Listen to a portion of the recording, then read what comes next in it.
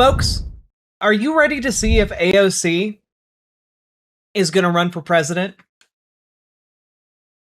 Because I am curious, right? I'm intensely curious about if she's going to run for Senate, if she's going to run for the presidency, because she does seem to be gearing up to run for something. And my speculation in the past has been that she's going to run for the presidency. There's been a clip that's been making the rounds of this conversation between her and David Axelrod for the University of Chicago Institute of Politics. And we're going to dive into this. It's a fairly lengthy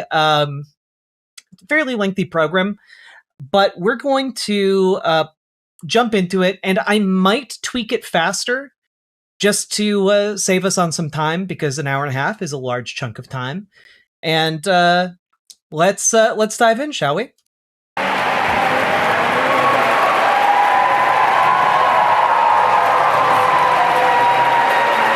Also, okay, look, I know it's not hugely important, but like, I do like AOC's understated drip. You know, I like it. She's always very like tastefully and classically dressed in a way that is really good. I think it speaks to her professionalism, but it's also like she doesn't dress in like a silly, fashionable way, like a Jordan Peterson type. She's able to present herself as both like cultured and sophisticated and a serious person, you know, and that I think can be a hard aesthetic to adopt, you know. Not super important in the grand scheme of things, but here we go. Yeah, she's a classy lady.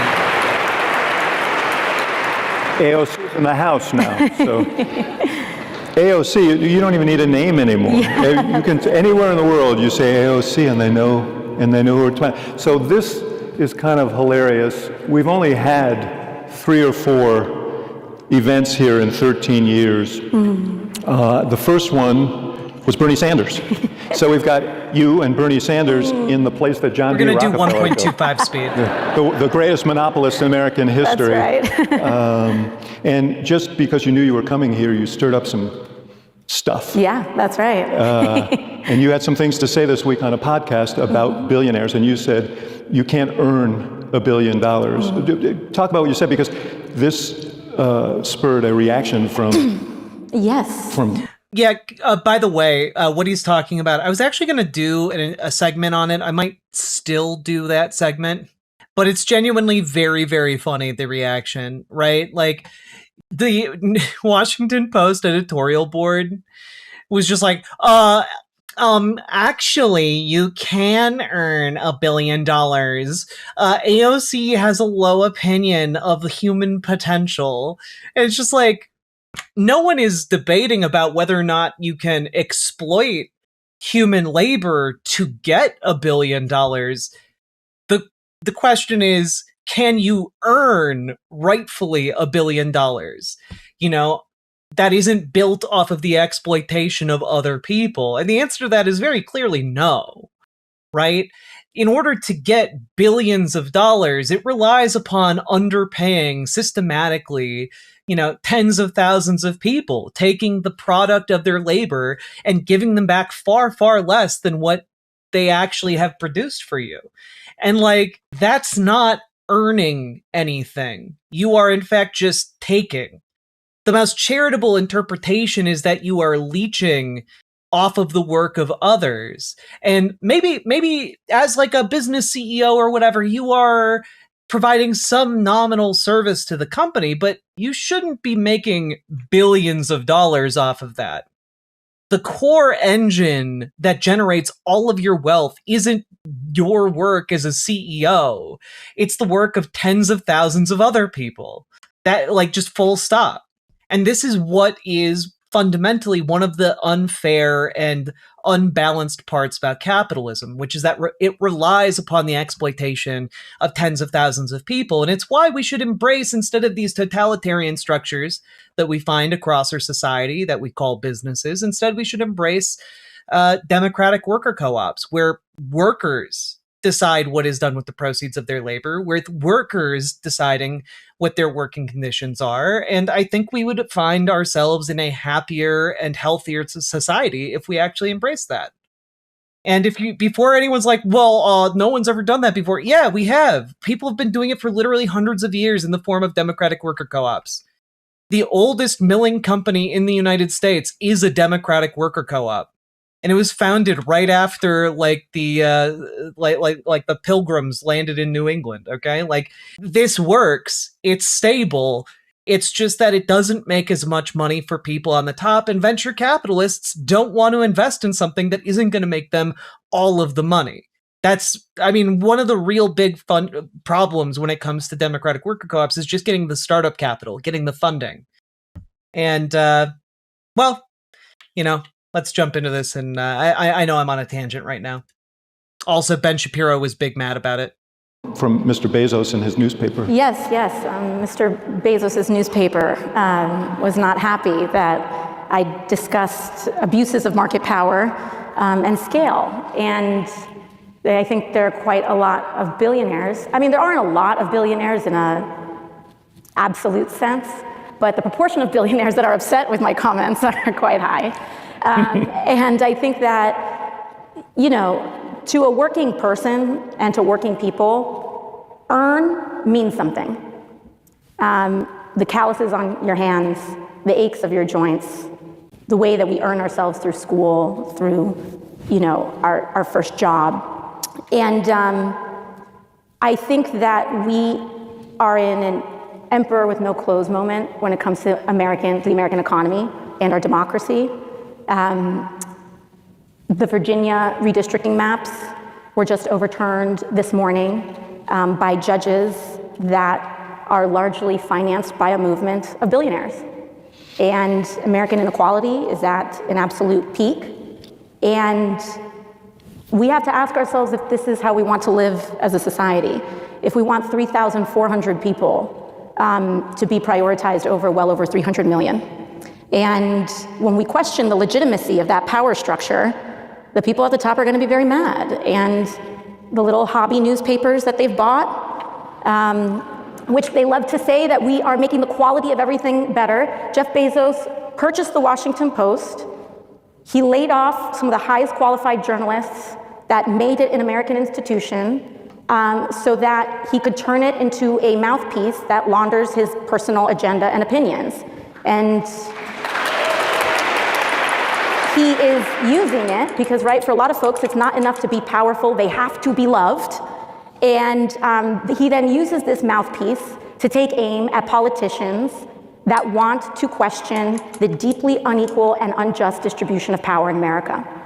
And they want to continue to undercut, threaten, punish those who say democracy belongs at the ballot box, and it's also measured in power, economic power, political power, and that power should belong with the people of this country, not the very few. So your assault is on the system that facilitates. Her asking people not to vote and protest helped Trump win. I blame her and the squad for Trump's win. I don't think she actually did that. Like, AOC was notable on the left for telling people to get behind Kamala Harris and Joe Biden. Like, people were really fucking mad about that. Like, there are plenty of things to criticize AOC for, but we don't need to make stuff up. That, but presumably you think the editorial, it is a kind of edgy piece. But the likely 2028 presidential candidate, we'll talk about that later, is arguing that there is no idea anyone can have or company anyone can start or value anyone can generate for others that could possibly be worth $1 million. If true, that raises questions that a fawning glazer, that's the podcaster, did not ask.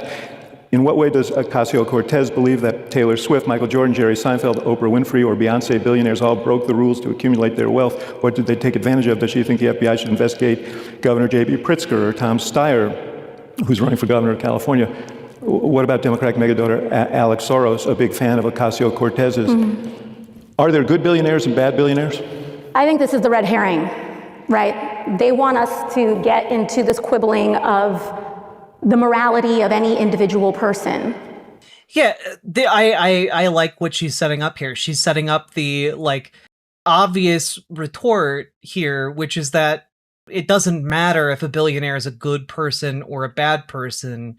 The solution to this problem is we should set up a system of taxation that precludes them from becoming billionaires in the first place, because no one needs to accumulate that much capital in a democracy.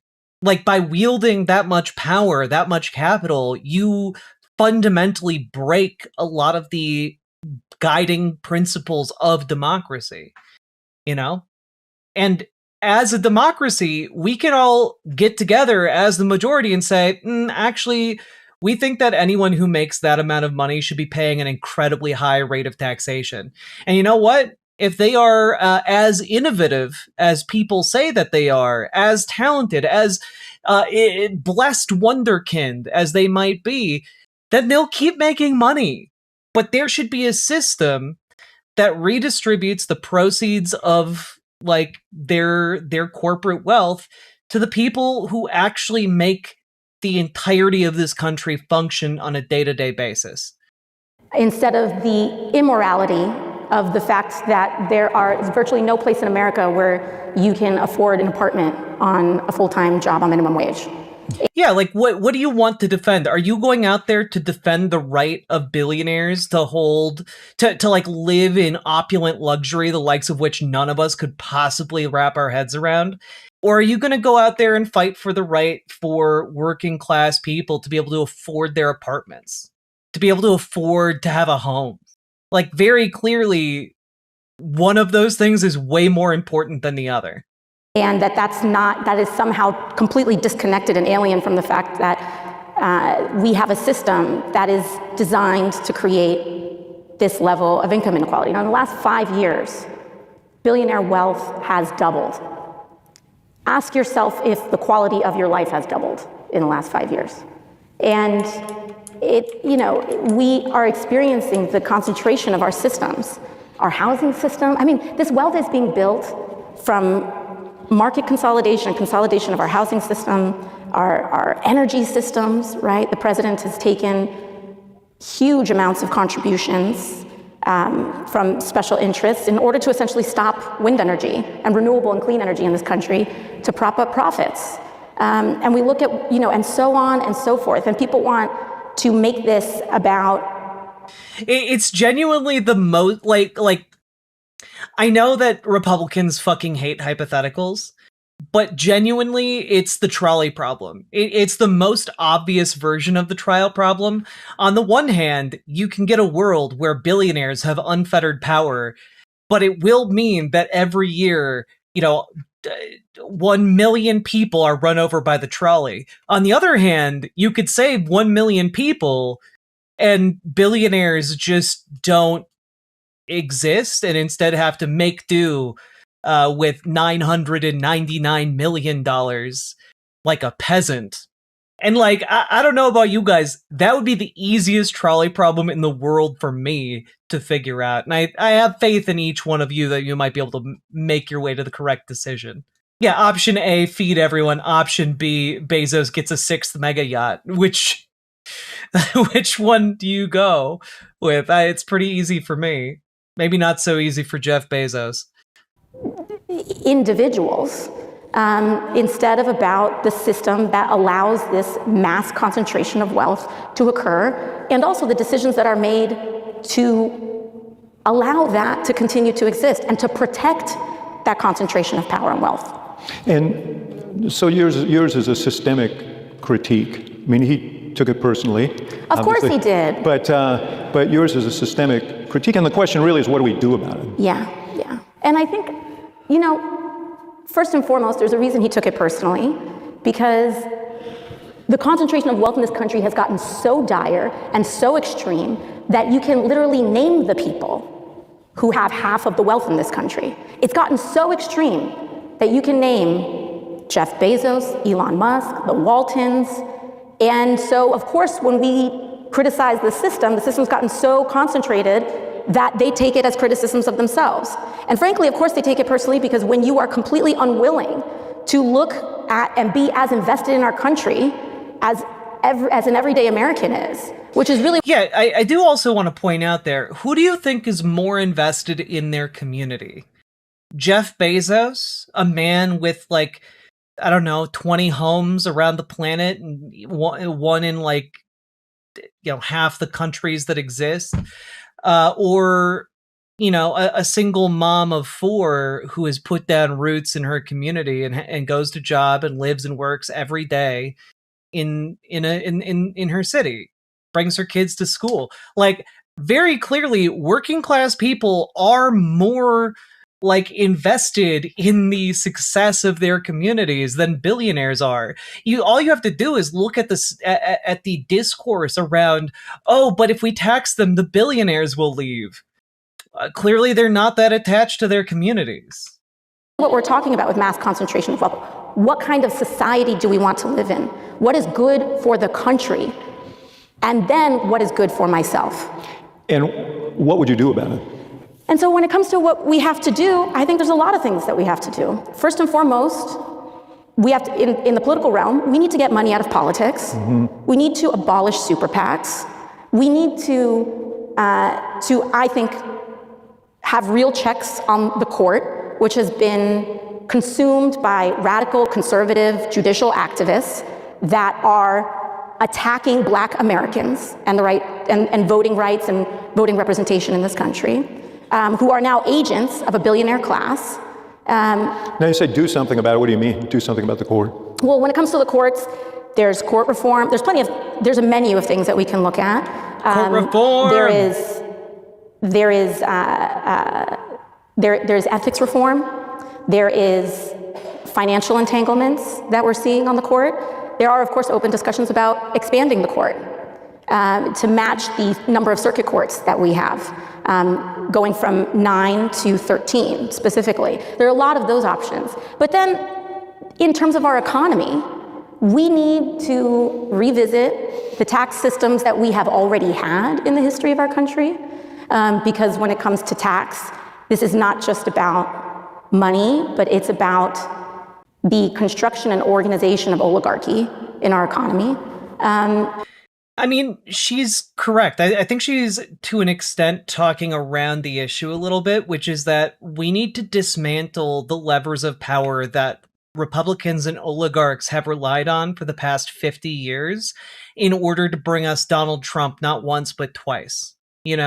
Like, I've seen ideas floating around, like stripping the Heritage Foundation of its 501c3 status, going after and removing nonprofit status from various, political entities, going after particularly politically organized churches that are, in fact, acting as fronts for political movements.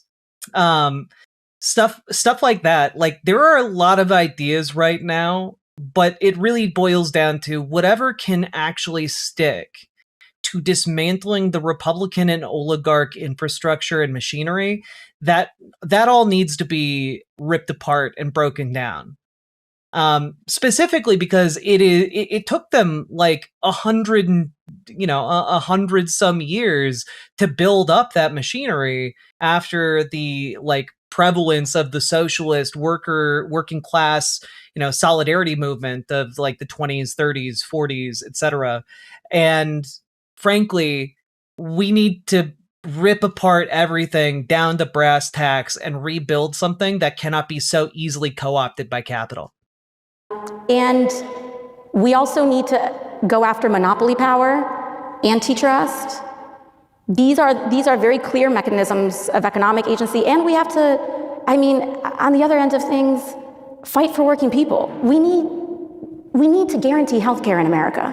We need to raise a living wage in America. Hell yeah. We need to codify voting rights and legal representation, and we need to be investing in our educational systems, basic economic rights that should be available that define what it means to have human dignity. That's right, baby. Let's go. Economic Bill of Rights. FDR proposed this in 1944. The second Bill of Rights. We need to finish the job. where we are right now, chat, just so we get this all on the table, we need to finish the job of reconstruction that, the left failed to do, after the Civil War.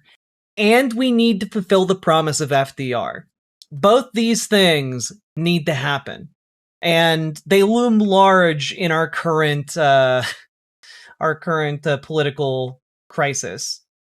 But the person right now that I hear actually talking the talk about FDR era policies and Reconstruction era policies, that's AOC. So when I hear this type of rhetoric being employed, my radar goes off, my hope-dar, and I think this kind of sounds like someone who's prepping to run in 2028. Okay? You're showing some cards here, and I like what I'm seeing. And do you think people like Bezos, Jeff Bezos, and others are actively, I mean, obviously, you talk about, we were talking before, we'll talk a little bit later about AI and the social media platforms, and so these are tremendously wealthy and powerful interests who spend a lot of money lobbying your colleagues and investing in campaigns. We just saw it here in the primaries. But it really sounds like what you're talking about is providing the revenues to solve some of these problems. As much as anything else. Yeah, and we need to restructure power to where it belongs, right? Hell yeah. Which is, that's really what the heart of democracy is. It's funny because there's a couple of things here when we talk about this conversation about billionaires. One is that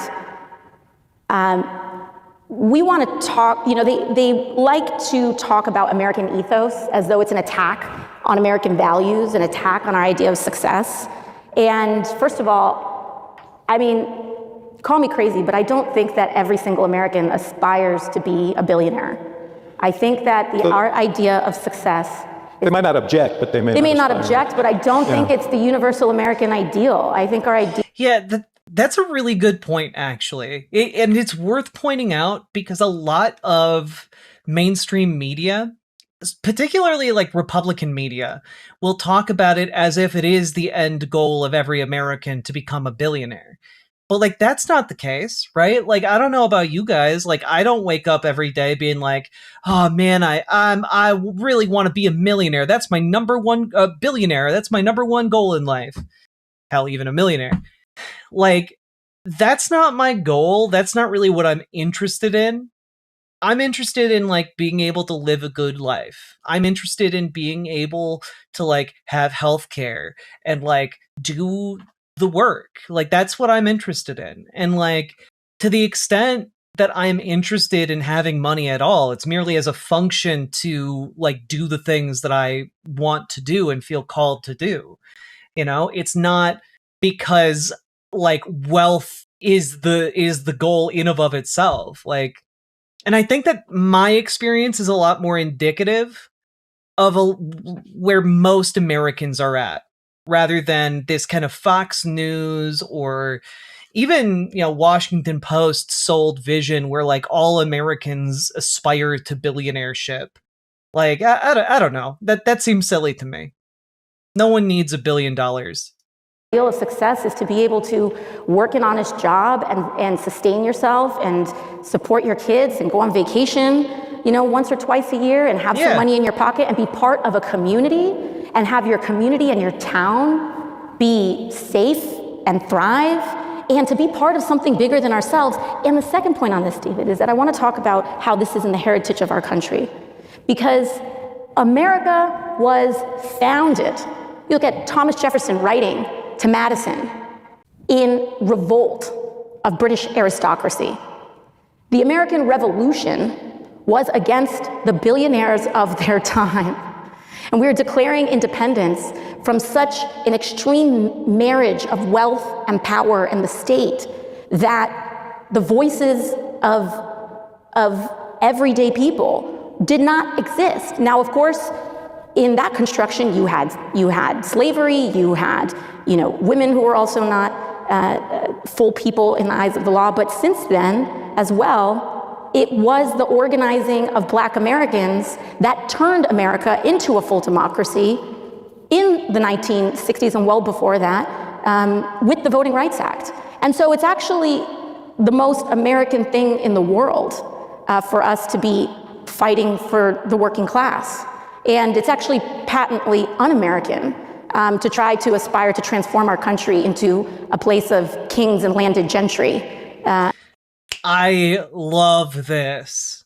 The reframing of billionaires in this country as essentially landed gentry, aristocracy, like the reframing of essentially billionaires as figures that spit in the face of American democracy, that spit in the face of what it means to be American. I think that that is an excellent rhetorical strategy for her to take here.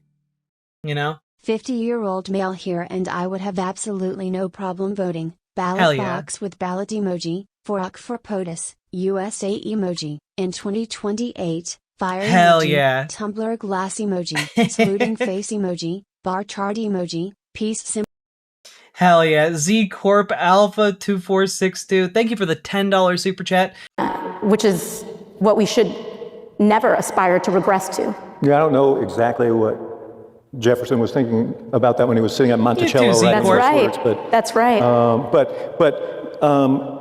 Just the last thing on this. When people talk about sort of the American ethos, there is this sense not just of being a worker, but also being a small business person and building that business up and so on. You honor that value, do you not? I mean, I think we can all agree that there's a difference between being a small business owner and being a billionaire. Like, there's a range of possibilities between being like working class and being a billionaire. idea that I want to build something and hire people. Yeah, of course. And I think, you know, If double Trump leads to 2 years of and an America that lives up to the dream, I think Trump may have been almost worth it. EU Trump, though. Yeah, I don't think anything will ever make Trump have been worth it. Like, the amount of damage that's been done is incalculable. The amount of people who have died, incalculable. But I do think one of the few politicians who could potentially put things to right would be AOC. At least in the Democratic field as it currently stands. But thank you for the $5 super chat, Lena Langton. that my life and my politics has been profoundly shaped by my personal story, which I think is a story that is shared by many. What's your problem with my small billion-dollar business greater than sad face anti-billionaire bigot? Okay, I was gonna save this for later, but real quick, there was an article that came out. Let me throw it up here from The Guardian the other day. I don't know how many of you saw it, but speaking of anti-billionaire bigots, New York real estate titan likens the phrase "tax the rich" to racial slurs. Steve Roth was responding to the announcement by New York's mayor of tax on second homes worth more than $5 million. The phrase "tax the rich" could be just as shameful as some disgusting racial slurs, according to New York City billionaire Steve Roth, who said that the top 1% should be praised and thanked. Speaking on his company's court, it is incredible, by the way, how often these guys go completely mask off on their quarterly earnings calls. And I will just say, if you ever want to know what the rich actually think, listen to their earnings calls, where they have to talk to their actual investors, because that's when they go fully mask off. That's when they'll like cackle with glee about the fact that like they run a private prison business that has contracted with ICE. And they're just so excited for how the police state is going to expand. They'll just straight up talk about it. It's crazy. In a video, Mamdani announced the policy in front of Griffin's penthouse, which he said was purchased for $238 million. We are shocked that our young mayor would pull this stunt in front of Ken's home and single him out for ridicule, Roth said. This was both irresponsible and dangerous. Yeah, I bet no one could have suspected that some asshole lives in a $238 million house. No one ever would have been able to figure that one out. I must say, I consider the phrase "tax the rich," quote, "tax the rich," spit out with anger and contempt by politicians, both here and across the country, to be just as hateful as some disgusting racial slurs, and even the phrase "from the river to the sea," He said, referring to the controversial pro-Palestinian slogan, but the rich whom the politicians are targeting with nothing, starting with nothing, are the epitome of the American dream. They are our largest employers and largest philanthropists, and it is the 1% that makes 50% of New York's income taxes. They are at the top of the great American economic pyramid for a reason. They should be praised and thanked. Like when AOC says these people have set themselves up as landed gentry and American aristocracy, she's not exaggerating and she's not being hyperbolic. This guy literally describes the wealthiest people to ever exist in the history of humanity as living on top of the pyramid. as like living at the epitome of society. He thinks he's better than you. It's truly disgusting. We should be praised and thanked. Like, my guy, demanding worship from the workers you don't pay enough to live? Fuck you. Working Americans, which is my family believes. Also not smart. Thank you for the $5 in the American dono. dream. My mom cleaned houses and was a small businesswoman in a way, right? I started with nothing, just a measly $150 million. She cleaned houses. She was not employed by anybody. My dad, he was born while the Bronx was burning, and every building around him was collapsing by the arson that was so widespread by landlords trying to get claims on their insurance. And when he was 6 years old, he decided that he wanted to be one of the people that built those buildings back up.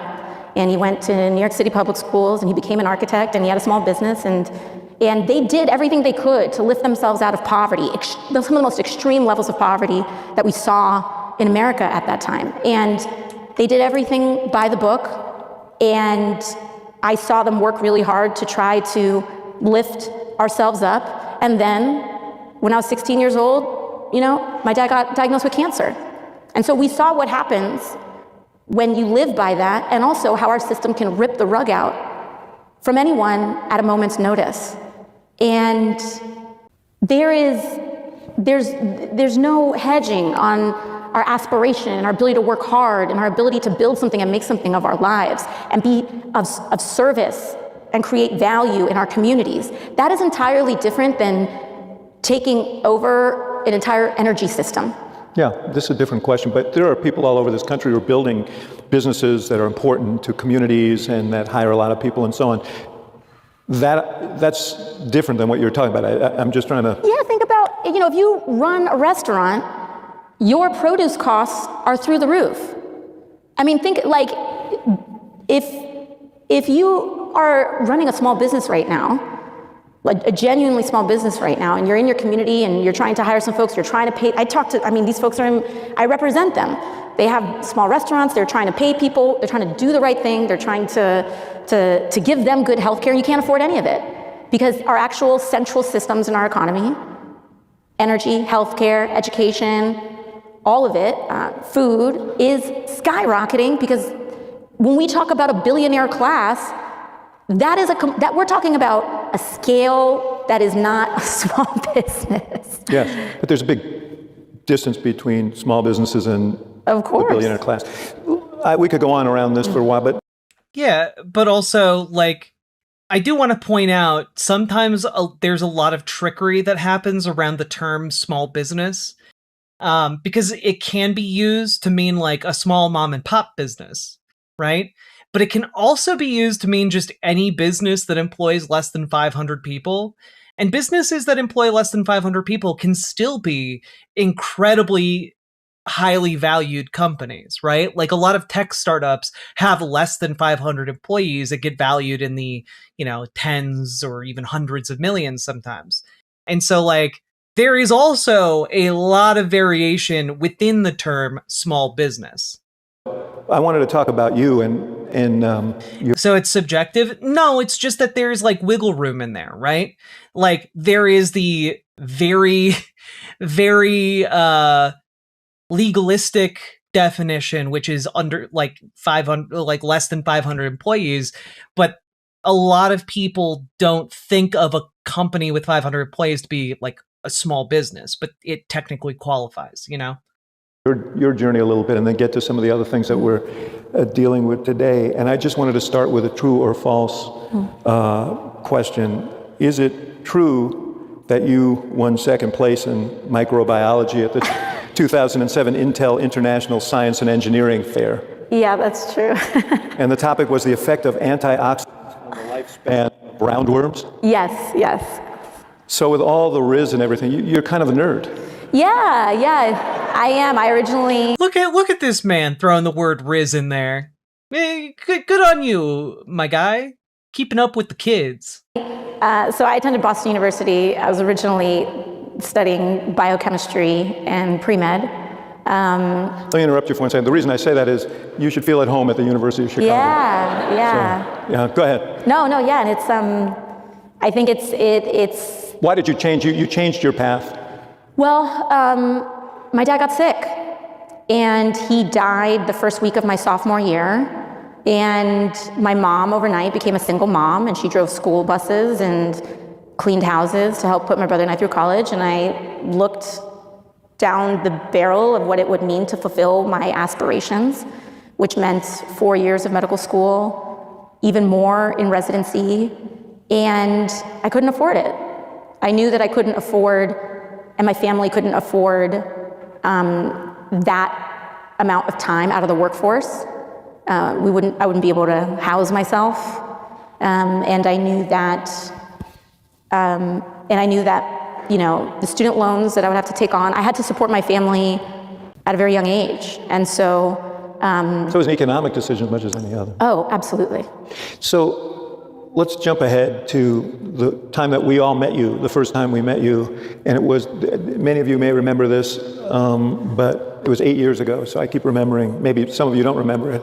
Funny how time passes, but you ran for Congress in the Bronx and Queens against a sort of a solid figure, a leader of Congress, 20 years veteran of Congress, and it was considered an impossible task. And you put together a grassroots campaign, and the night you won, there were these photos and some video of you standing in I think a billiard hall or something with some of your supporters, and you're looking at the TV declaring that you had won, and you won by a landslide, really, 57% or something, and your eyes were like that, and your hand was over your mouth, I think, and you were trying to absorb what had just happened.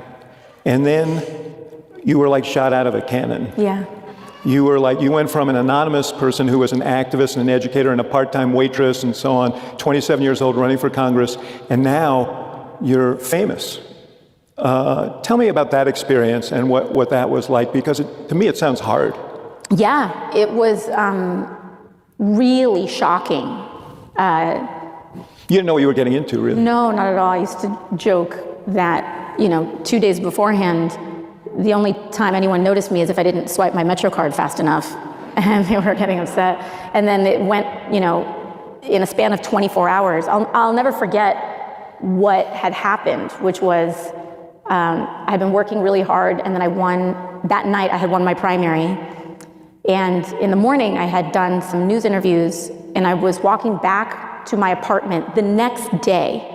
I was walking back to my apartment, and there was a grocery store on the same block as my apartment, and I turned the corner. And when I turned the corner, this older woman who was leaving the grocery store, we had kind of almost bumped into one another. Never seen this woman before. She was just getting her groceries like anybody else.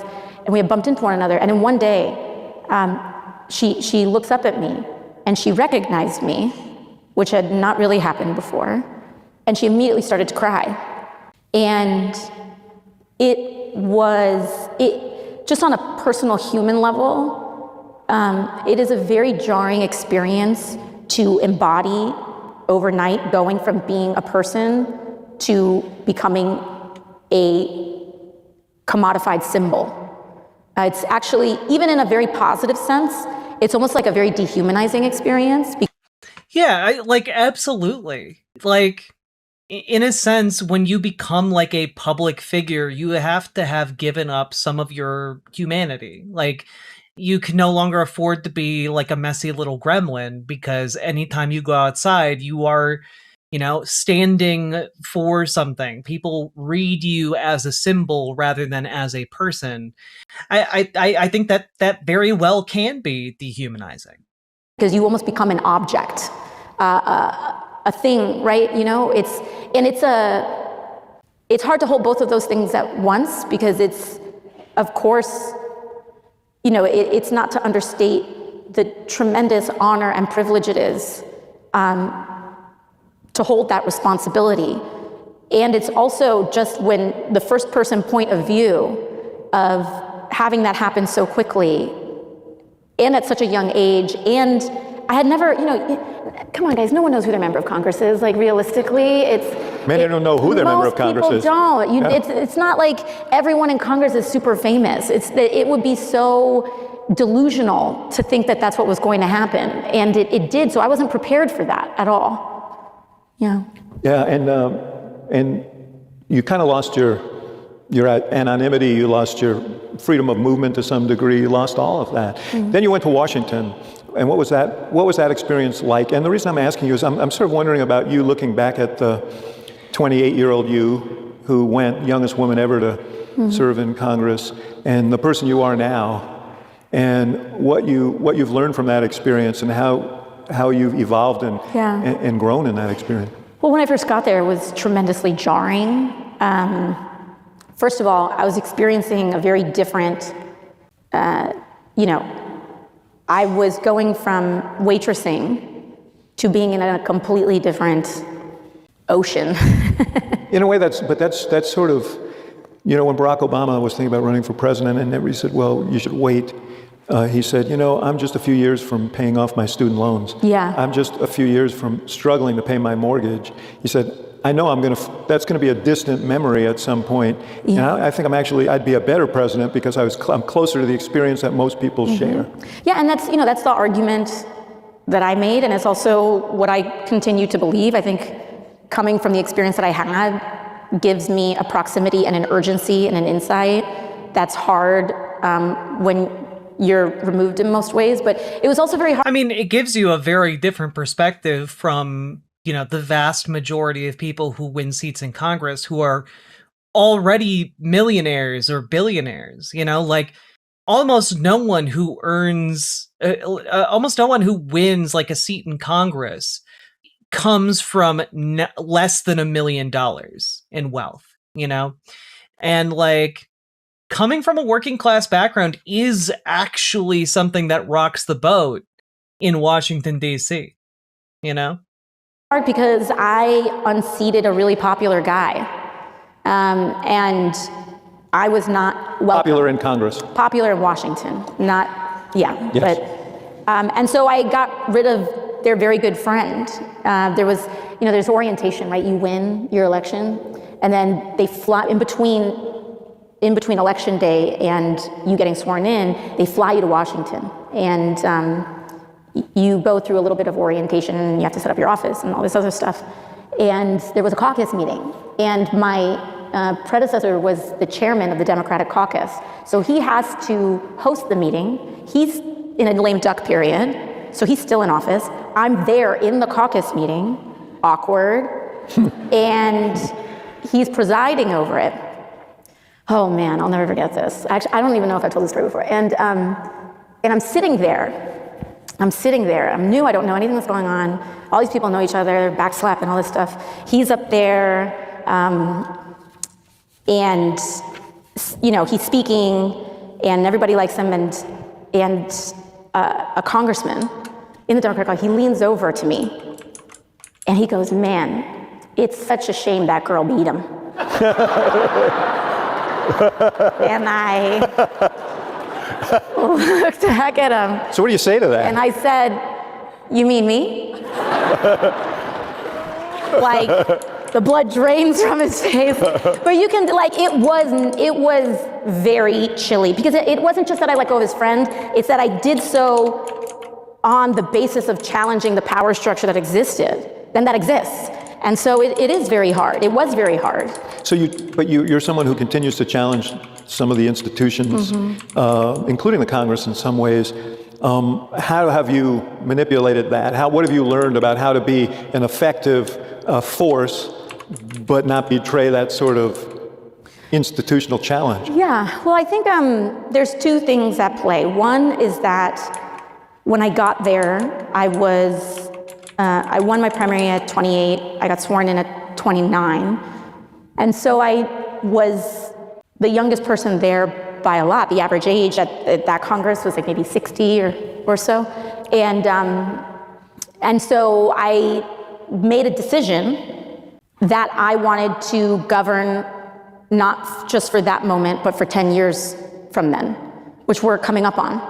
And so every decision that I made, I knew at the time may have been a little jarring or out of step for 2018 for like the consensus, or it may have felt like pushing over the apple cart, but it's because I knew where I wanted our politics and our country to be 10 years on. I wanted, and my goal then was to make a conversation and to start making moves so that guaranteed health care and a litany of other things would become mainstream center positions within 10 years. That was normies running for Congress. Shout out to my pal Jerome Whalen, a high school teacher who's challenging corporate darling Richie Neal in MA01. Hell yeah! Bring it to those corpo stooges. Very cool. Maybe I'll look into getting him on the show. We've had a few challengers talk to us over here on the program, and it would be cool to have some more. Also, just like, I gotta be honest, this is a guy you look at and you're just like, he just looks like a swell fella. He just looks like a swell fella. He's like a fella's guy, you know? I'll look into him more. My goal, that everything that was derided as radical, crazy, whatever, I got would then you, Tippy. become popularly supported by the majority of Americans in 10 years.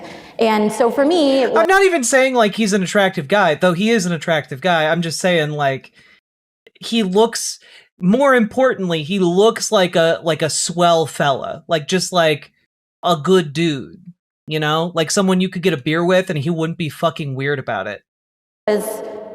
Also, in managing that tension was about two things. One was about building power. I knew that I was one of 4 or 5. I wanted to be one of many more. And so I knew that if I wanted to make friends, and there's 2 ways you make friends. One is by electing your friends. What about the ones who were there? And the ones that were there, I knew that I was going to accept being very misunderstood and caricaturized in the short term, with the goal of being more understood over time. One element of you were from the very beginning, like I went back and looked at the video that your campaign put out when you were running the first time. It was very impactful and it went viral. You narrated it. It was your story. It was the story of people in that district. Everybody talks about Mamdani, and I know he's a friend of yours. This was the forerunner of everything we saw in that race in some ways. He didn't have as good a bio as you. But what is it that makes you, and you continue to this day, what do you have, 9 zillion followers, and what is it that you know about how to communicate through social media that a lot of other politicians try and fail to do? Well, first I think that it's going to take a real diversity of people and backgrounds for us to enact change, and I think that when it comes to an underdog, while, for example, the mayor and I come from very different backgrounds, it can't be understated, the Herculean and cultural and just general social and power change it requires to elect the first Muslim mayor in New York City. Oh, no, I'm not in any way maligning him. Forget about that. But all I'm asking is, what makes you so good at it? Yeah, well, I think being a person, here's the thing is that sometimes the source of your weakness, what's important to understand is that the source of your weakness is also the source of your strength. The things that we're taught to be most ashamed about, which in my case was coming from a background that was lower income and struggling, the same things that everyone uses, that the elite use and that, Bezos is saying in this paper, right? The same things that they want to wield to undermine us. She's shrill, she's uneducated, she is lower class. They can't print that in the paper, but that's what they're saying. These are all codes for she's low class, right? She doesn't say the right thing, she doesn't talk right, is actually the source of your strength. Is that I decided that I wasn't going to be ashamed of who I was. I'm fine with Kelly AOC 2028. We need to elect a hero 75% of the population will vote for. Mark Kelly, he believes in universal health care and gun control. Progressive AOC will be a successor. I could see something like that, though I'm not sure Mark Kelly has taken or really positioned himself in such a way that he has the national attention in the same way AOC does. Part of the reason I'm excited about the possibility of AOC throwing her hat into the ring is specifically because in terms of popularity within the Democratic Party, she has the highest rating of anybody. She ranks higher than Kamala Harris, higher than Gavin Newsom, higher than basically anyone among both progressives and liberals. And so part of me thinks it'd be good to get her at the top of the ticket.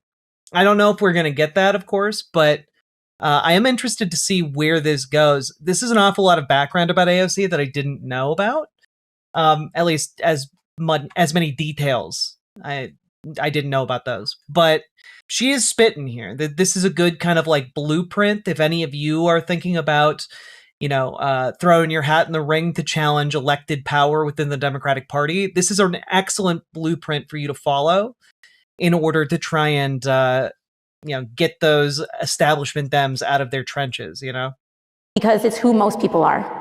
And most of us in our culture, consciously or unconsciously, are kind of taught to hide or try to compensate about whatever. And my issue with Mark Kelly is he I don't think he's taken the steps to position himself in the way that one would if they were running for president.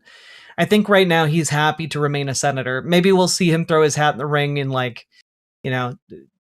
if we get a one term, maybe 2032, maybe 2036, if he's still around. I don't know. Whatever it is that we're taught to be ashamed about. And so I think when it comes to communicating, it's about, I speak plainly. Yeah, the and I APEC know shit that doesn't some help. people are going to attack being plain spoken as a proxy for being uneducated or low class. But I also know that being plain spoken is how most people. It's Now, John Ossoff, that's a man who has positioned himself to run. And that is another possibility that I find interesting, though not as interesting as AOC. How we relate, it's how we talk to each other. And I also talk in real life, what this means for you and what you can do, what we can do. Hey, Glitchmaster! My first time voting in the primaries AOC. I saw her campaign video on FB and thought finally someone speaking my language. Little did I know she was challenging a machine Dem. Oh, hell yeah.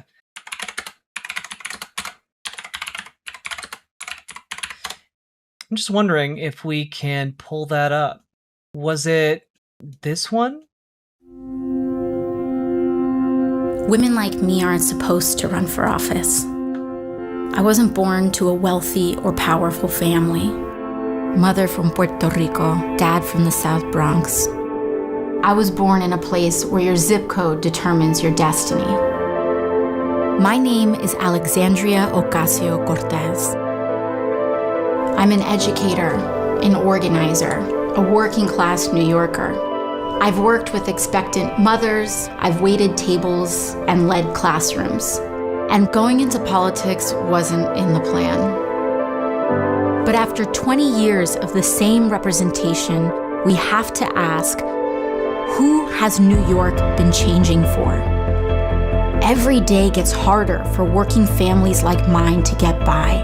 The rent gets higher, healthcare covers less, and our income stays the same.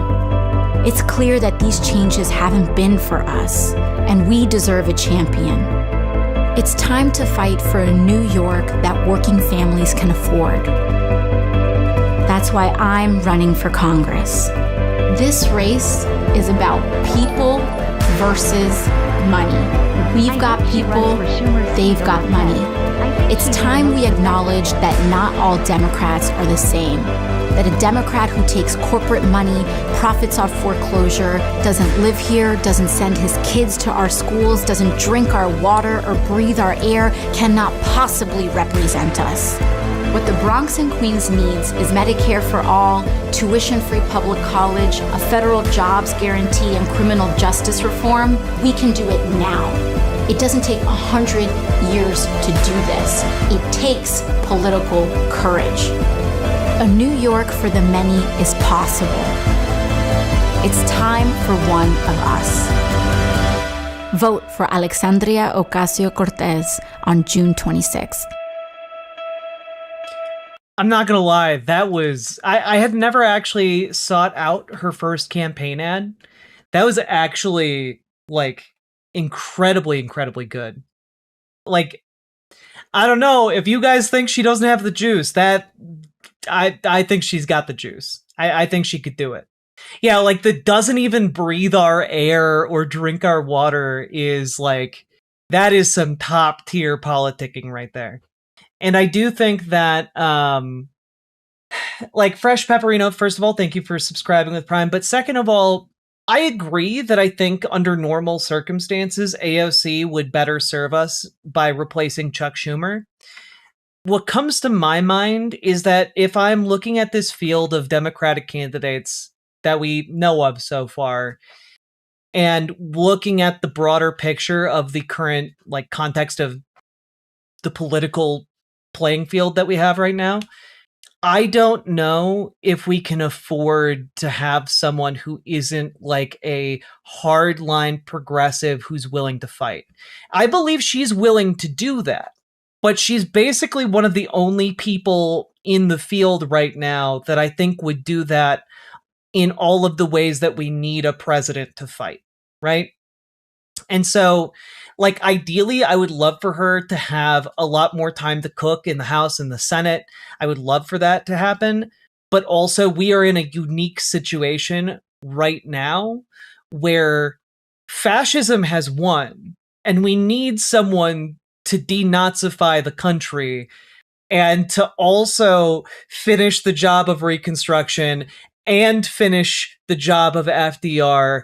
And, like, that is a really tall order, and I don't know of any candidate that I fully trust to implement that outside of someone like AOC. And that's kind of where I'm approaching the current moment. As opposed to trying to translate or explain life to someone. I'm not trying to explain anything to anyone. I'm observing, I'm naming what I see, which is what everyone else sees with their own two eyes. And it's really hard to do that in politics because every power incentive is to not name the elephant in the room.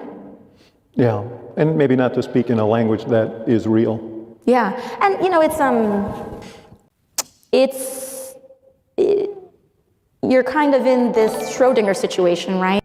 Could the next Dem president sign an executive order to wipe away medical debt? A stepping stone to Medicare for all, maybe? It would really depend on a couple caveats. One, does the government own that debt? If the government does own that debt, then I am sure that there are steps that the president could take to essentially just forgive that debt, to wipe away that debt. But I also think that we run into a similar situation to where forgiving student debt was, which the current Supreme Court struck down, right? And I have no reason to believe that the current court wouldn't just do the same thing with medical debt, which is why one of the number one things we need with an incoming president is the progressive bona fides to actually play hardball with the Supreme Court and to do court packing or court reform, you know, retire them all if necessary. Like, there needs to be like a wide variety of options on the table right now, because in order to get anything done, it is going to take a full mobilization of democratic infrastructure against the current order that has been destroyed by Republicans. Where if you try to speak thoughtfully and at length about something, you're being too academic. And if you're trying to speak plainly in a way that most people get, it's that you haven't been thoughtful enough about this issue. And the reality is that all of these criticisms are designed to deflect from the point, which is that well, and that's the thing, Glitchmaster, I agree. Like, there needs to be a president that comes in with a mandate from the people that is overwhelming and who is not willing to do half measures, waiting for the fever of the Republicans to break. Oh, we'll get, instead of passing Medicare for all, we'll just, we'll pass the Affordable Care Act using the Romney plan pushed for by Republicans, developed by the Heritage Foundation, because we want the Republicans to vote for it and then they never do. Like, we cannot make the mistake of the Obama years again. It was genuinely a deadly one. Some people are not alive today who would have been alive if Obama had actually bothered to take the fight to Republicans when he was in the presidency. Like, simple as. Find it really hard to see Obama and not feel a lot of anger at his failures. Making less and spending more, and we're not able to afford life the way that we did, and that is a question of power, economic, political, and social power. Let's talk about the other side of social media, because I have a big concern about. Oh, my perception, Fresh Pepperino, because she has moderated her language. But I think that comes about as a result of, when you are outside of a position of power and you don't have to work with other people in order to achieve your goals, it's a lot easier to not moderate your speech, right? But if you're working with other people who might, in some cases, virulently disagree with you or outright hate you, doing your best to not rock the boat is often a tactical decision. And I think that she is playing the game in order to get and achieve the results that she wants. And I find that different from a lot of other establishment. My only issue is the lack of clear contempt for the current leadership and especially for the opposition. Yeah, and I do have to say that I think she does feel that, but it's not something she can openly express. Right? Because she knows on some level that there is going to come a time where she is going to need the political power of those liberals who would otherwise seek to destroy her and have sought to destroy her, to be clear. But it's a lot easier to get them if you haven't made them your explicit enemies and called them the devil, I think in general, Democrats, Republicans will forgive one another for shit talking. Democratic establishment Dems, they will carry those grudges to their grave and damn the damage that happens if they need to throw tens of thousands of people under the bus to get some petty vengeance. They'll do it, Yeah, I think her calculation is she saw what happened to Bernie Sanders in 2016 and 2020, and she is playing the long game so that doesn't happen to her, so that she will have some allies to draw upon, Plattner did and does. Mamdani did and does. I don't think it's nearly as controversial to try it. Oh, I don't think it's nearly as controversial to try it now, right? Mamdani and Plattner have been doing it, and Mamdani's been doing a great job continuing to do it, but notice that Mamdani is also not out there railing against the Democrats in on the state level. He's not going out of his way to step on the toes of people in the New York State legislature, right? He's done a lot and spent a lot of time and effort to cultivate friends and allies on the state level so that he can actually get his priorities passed, right? Because he needs funding from the state. And he knows that, right? So Mamdani does it too. He moderates his language and chooses his words very carefully in order to preserve these political ties that he might need to call upon. A lot of people pointed out, wow, look at Mamdani. He sweet-talked Donald Trump and actually got XYZ concessions from Trump without seemingly giving up anything. And that's part of what you can do if you got the riz and can moderate your language successfully. And I think Mamdani is better at that than AOC is, And I think that's part of what AOC's been learning from Bernie. Spent a year seeding the presidential primary states with lefty progressivism/populism to allow for so many people, including AOC, to have a chance of running. Truly the modern William Jennings Bryant. It's true. Like Bernie is basically the political Johnny Appleseed of the socialist movement in the United States. It's pretty cool to see, right? And AOC is very clearly like his chosen successor. It's why they were touring together for like all of last year. The way in which social media algorithms stick us into silos. They've discovered that the way to keep us online is through anger and fear and resentment, conspiracy theories. They find out your hot button and they shove you there. I think it's contributed to the environment that we live in. I've said publicly, I mean, in some ways the president has those skills. He's like the personification of an algorithm. He knows how to divide. I recommend reading A Crisis Wasted, Obama's Defining Decisions by Reed Hunt for a very sobering inside look on the opportunities Obama squandered. Well, and that's the thing, right? Like, what I'm worried about is also if we get a Democrat in the presidency who cannot live up to the moment adequately, we are fucked, right? That's a huge problem. Like, if we get someone who takes a swing at this and whiffs it because they're not willing to swing hard enough or fast enough, that leaves a void that could easily be filled by like Ted Cruz or, a Ron DeSantis or a Tucker Carlson in 2032. And that terrifies me.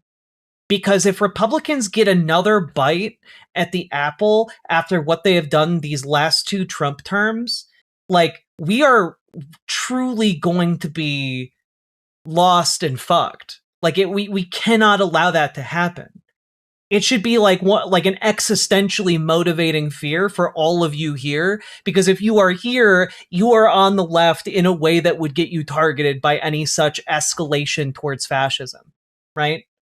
If you haven't been targeted already under Trump 1.0 or 2.0, Even if it's for a one-term wonder, the sheer catharsis and chance for someone to actually just openly criticize leadership from the floor is worth taking.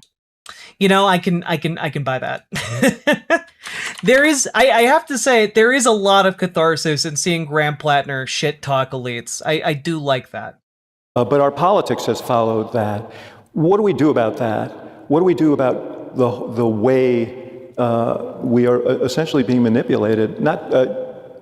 And with AI coming down the pike, it becomes even more profound, and it's coming fast. And I know because Claude told me that today. Well, it's what a lot of these algorithms and technologies are unfortunately fine-tuning themselves to be are ways of hijacking human cognition. And they want, in a way, to control our feelings. They want to commodify the cognition. Like, that's clearly part of it. Like, all of the data we have coming out of like independent studies on AI these days indicate that like AI literally rots your brain. It shrivels and atrophies your cognitive processes. And AI companies know this. It's one of the reasons why they've talked about treating intelligence as a commodity that people will subscribe for in the future, And that, I think, it kind of gives the game away, right? They don't care if AI makes your life better. They just care about milking you for more money. And if they can make you a bigger, dumber idiot, that just makes you more of a target for their insidious corporate practices. And our minds, and they know how to do that. They have a slot machine model in their algorithms, and they know that anger drives. But what can you do? What are you, as a member of Congress, are you as a leader? I mean, they have some tremendous power in that industry. So I'll start before I get to. Oh yeah, I'm not saying Plattner is a flash in the pan. Just saying, like, I understand Sake Tanuki's point. Like, I understand the catharsis.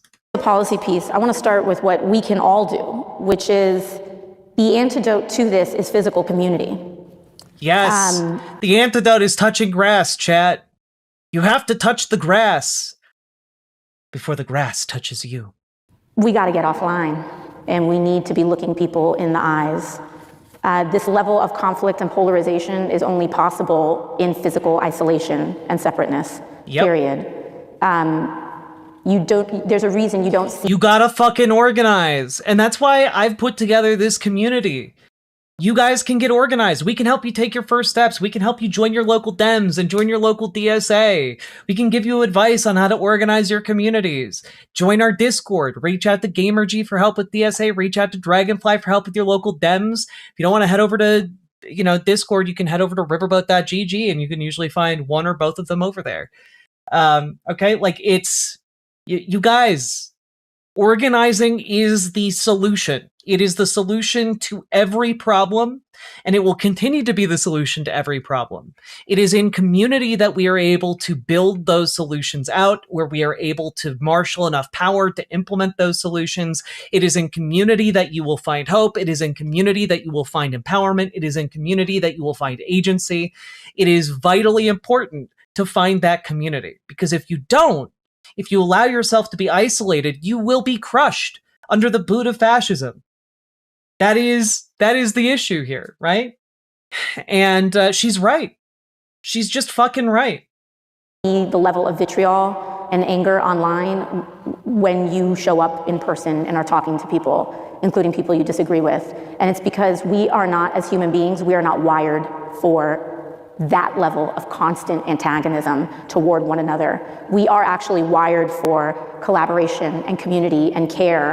And what is important to recognize about this is that a lot of these technologies and algorithms are being designed out of sync with human nature and human cognition. And that is powerful for you because they are trying to fight nature, and you being in community is nature. And so, so from a personal, everyday person perspective, some of the best things you can do is talk to people in person, including when you see people going, fighting whatever online. If it's someone that you see, you talk to them with your voice. And that is really what changes people. People's experiences with other human beings is actually what changes our outcomes, our thoughts, our political outcomes.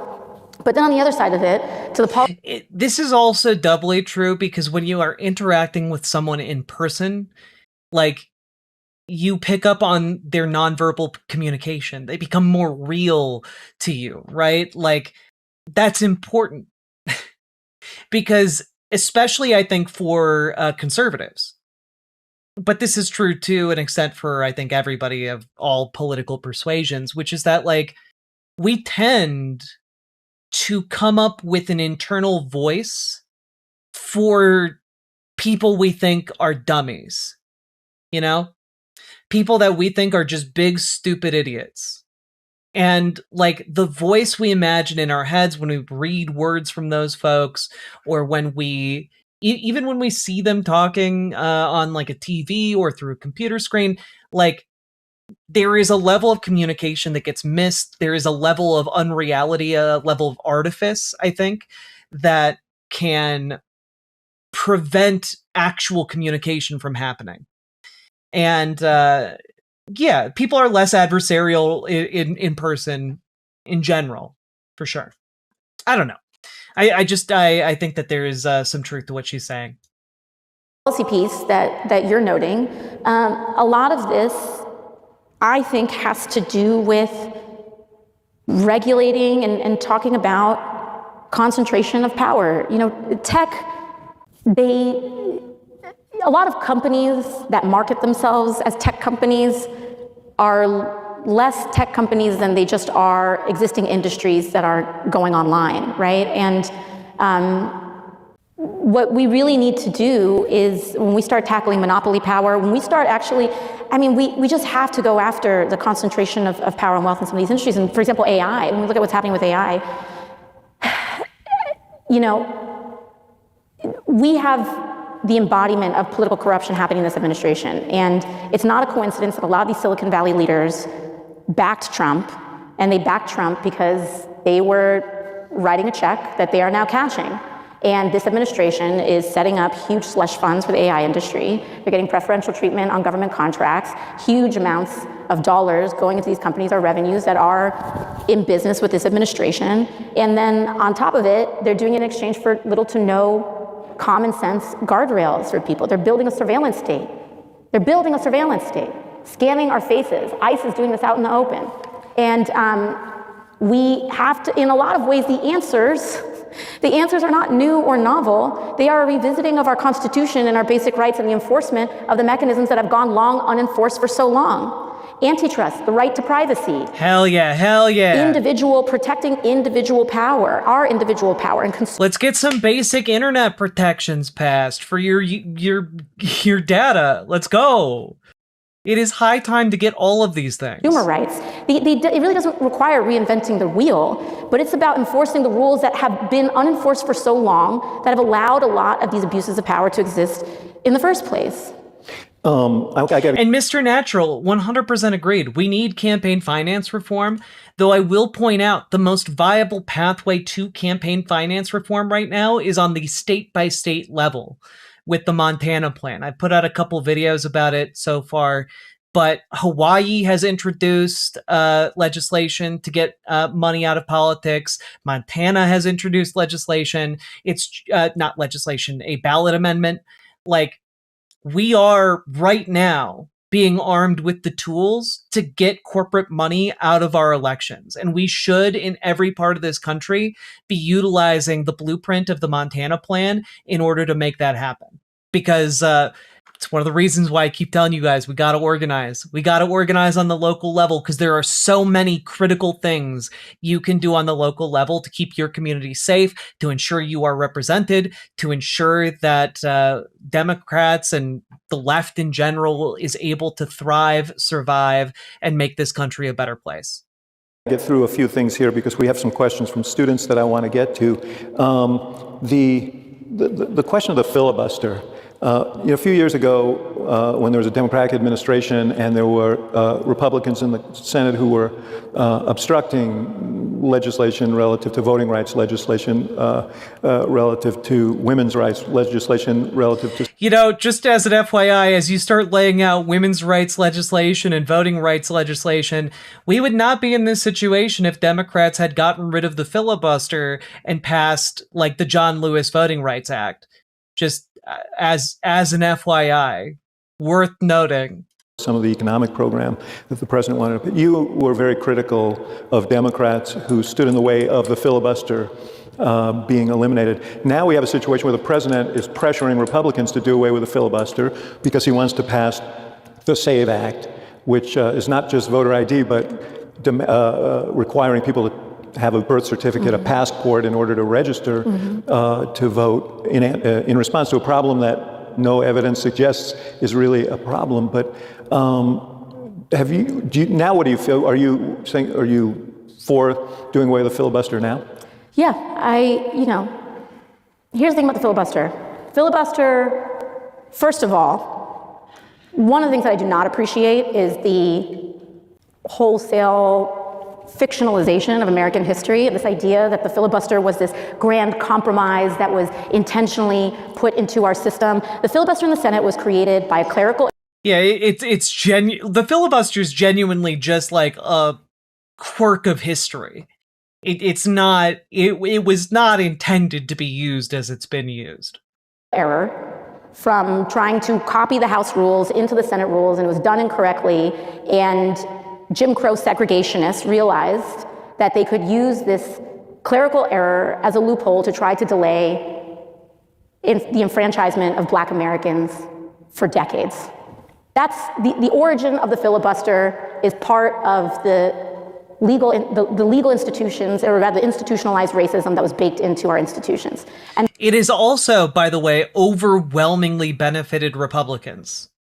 It is overwhelmingly benefiting Republicans. Because what it does is it stops a whole slate of progressive reforms from being passed every single time Democrats have pendulum swung back into the White House and in control of Congress. So this idea that it was like this high-minded, intentional mechanism is just a fairy tale. And it's a fairy tale that's meant to launder the history of racism in America as something that's not. So even if it means that some legislation that you don't... And so if you want to take the SAVE Act, for example, I think that there are in many ways in which the filibuster presently takes responsibility away from senators. Because when you have to meet a 60-vote threshold, nothing is real anymore. You're not really responsible for any consequential decisions outside of reconciliation. Let Lisa Murkowski take that vote on the SAVE Act. Yep. Let Susan Collins take that vote on the SAVE Act. I dare you. I dare you. Also, Chalupa Picada, 1, love your username. 2, in the long term, I also agree. Socialism is just the first step. The question. Let these people, let these senators actually assume personal responsibility for once for their own political decisions, instead of hiding behind this amorphous lack of responsibility for any— Hell yeah. Restore personal responsibility to Republicans. They've been dodging it for far too long. And that's what the filibuster represents. Susan Collins, Lisa Murkowski, any swing state senator doesn't have to sweat many important decisions because they get to hide behind this thing that is an invention that is designed to help them abdicate their responsibility. And I actually think that perhaps there would be a lot more Senate seats. There's an open question, right, as to whether even more Senate seats were at play if the stakes of people's votes were more real in a filibuster. And when everything is done through reconciliation, it also takes transparency away from the American people, because all these things can only get passed if you have 1,000 bills that are jammed into one massive thing that passes once every year, once every two years. And maybe $1 billion for a ballroom. Right, $1 billion for a ballroom, yes. All of it. And so I still think get rid of the filibuster and let them be responsible for their own decisions. Virginia Supreme Court threw out the map in Virginia today that was passed by voters. I gotta be honest, I'm loving the rhetoric I'm seeing from her here. I think she might have the juice. I think she might be able to do it if she does decide to run. And so that was a big blow. Democratic Party thought they'd net 4 seats out of that. I think, I don't know, somewhere here, David Wasserman from the Cook Report is here. I think they today switched between Florida, which is redistricting, Tennessee, which is redistricting after the Voting Rights Act was struck down, Section 2. And then what happened in Virginia today, they moved 12 races from... Oh yeah, Mr. Natural, Donald Trump is trying to get over $1 billion for his bunker ballroom situation that he wants built onto the White House. It's really stupid. Toward the Republicans, 4 or 5 of them were strongly Democrat and swung to the Republicans. First of all, how concerned are you about that relative to November? But where do you think this whole redistricting war is going to go? Well, I mean, I'm tremendously concerned about it with respect to our country. The courts have been hijacked. The courts have been hijacked by conservative activists, and this is not, they have completely abdicated themselves from even the pretense of objectivity or their original goal or intent. And in fairness, there were legal issues associated with this, and everybody knew it from the beginning that it was a kind of a close call because of what the law required, the steps that were necessary to get this done. Well, let's talk about some of this for a little bit. First of all, let's zoom out. Redistricting in Tennessee, North Carolina, Texas, Florida, Missouri, none of that challenged or overturned by the courts, despite very clear and brazen constitutional violations, such as in the state of Florida, right? But that, they've bought their courts, and so it's not going through. But what the difference is here in the state of Virginia is that all those other states I just listed, those maps were passed by their state legislatures. Virginia was an election of 3 million Americans. Hell yeah. Pat Lucas, thank you for the gifted membership. Very much appreciate the support. I am wondering where she's going to go with this one. I'm excited to hear her point of view. This court did not overturn a map. It overturned an election. An election. And when we talk about the balance of power and a system of checks and balances, it's one thing for a court to check a legislature or an executive, but the end all... Thank you for being a member. What's the matter, little fellette? Thank you for being a member. Also, Pat Lucas, thank you for the gifted membership. All and be all of power in America should be the people. Elections. It should, and the result was clear. And so I think it actually was pretty close. It was close, but it was clear. This was not a recall. This was not Well, it's pretty close. I mean, redistricting won by 100,000 votes. Rather a recount situation. It was clear, close but clear.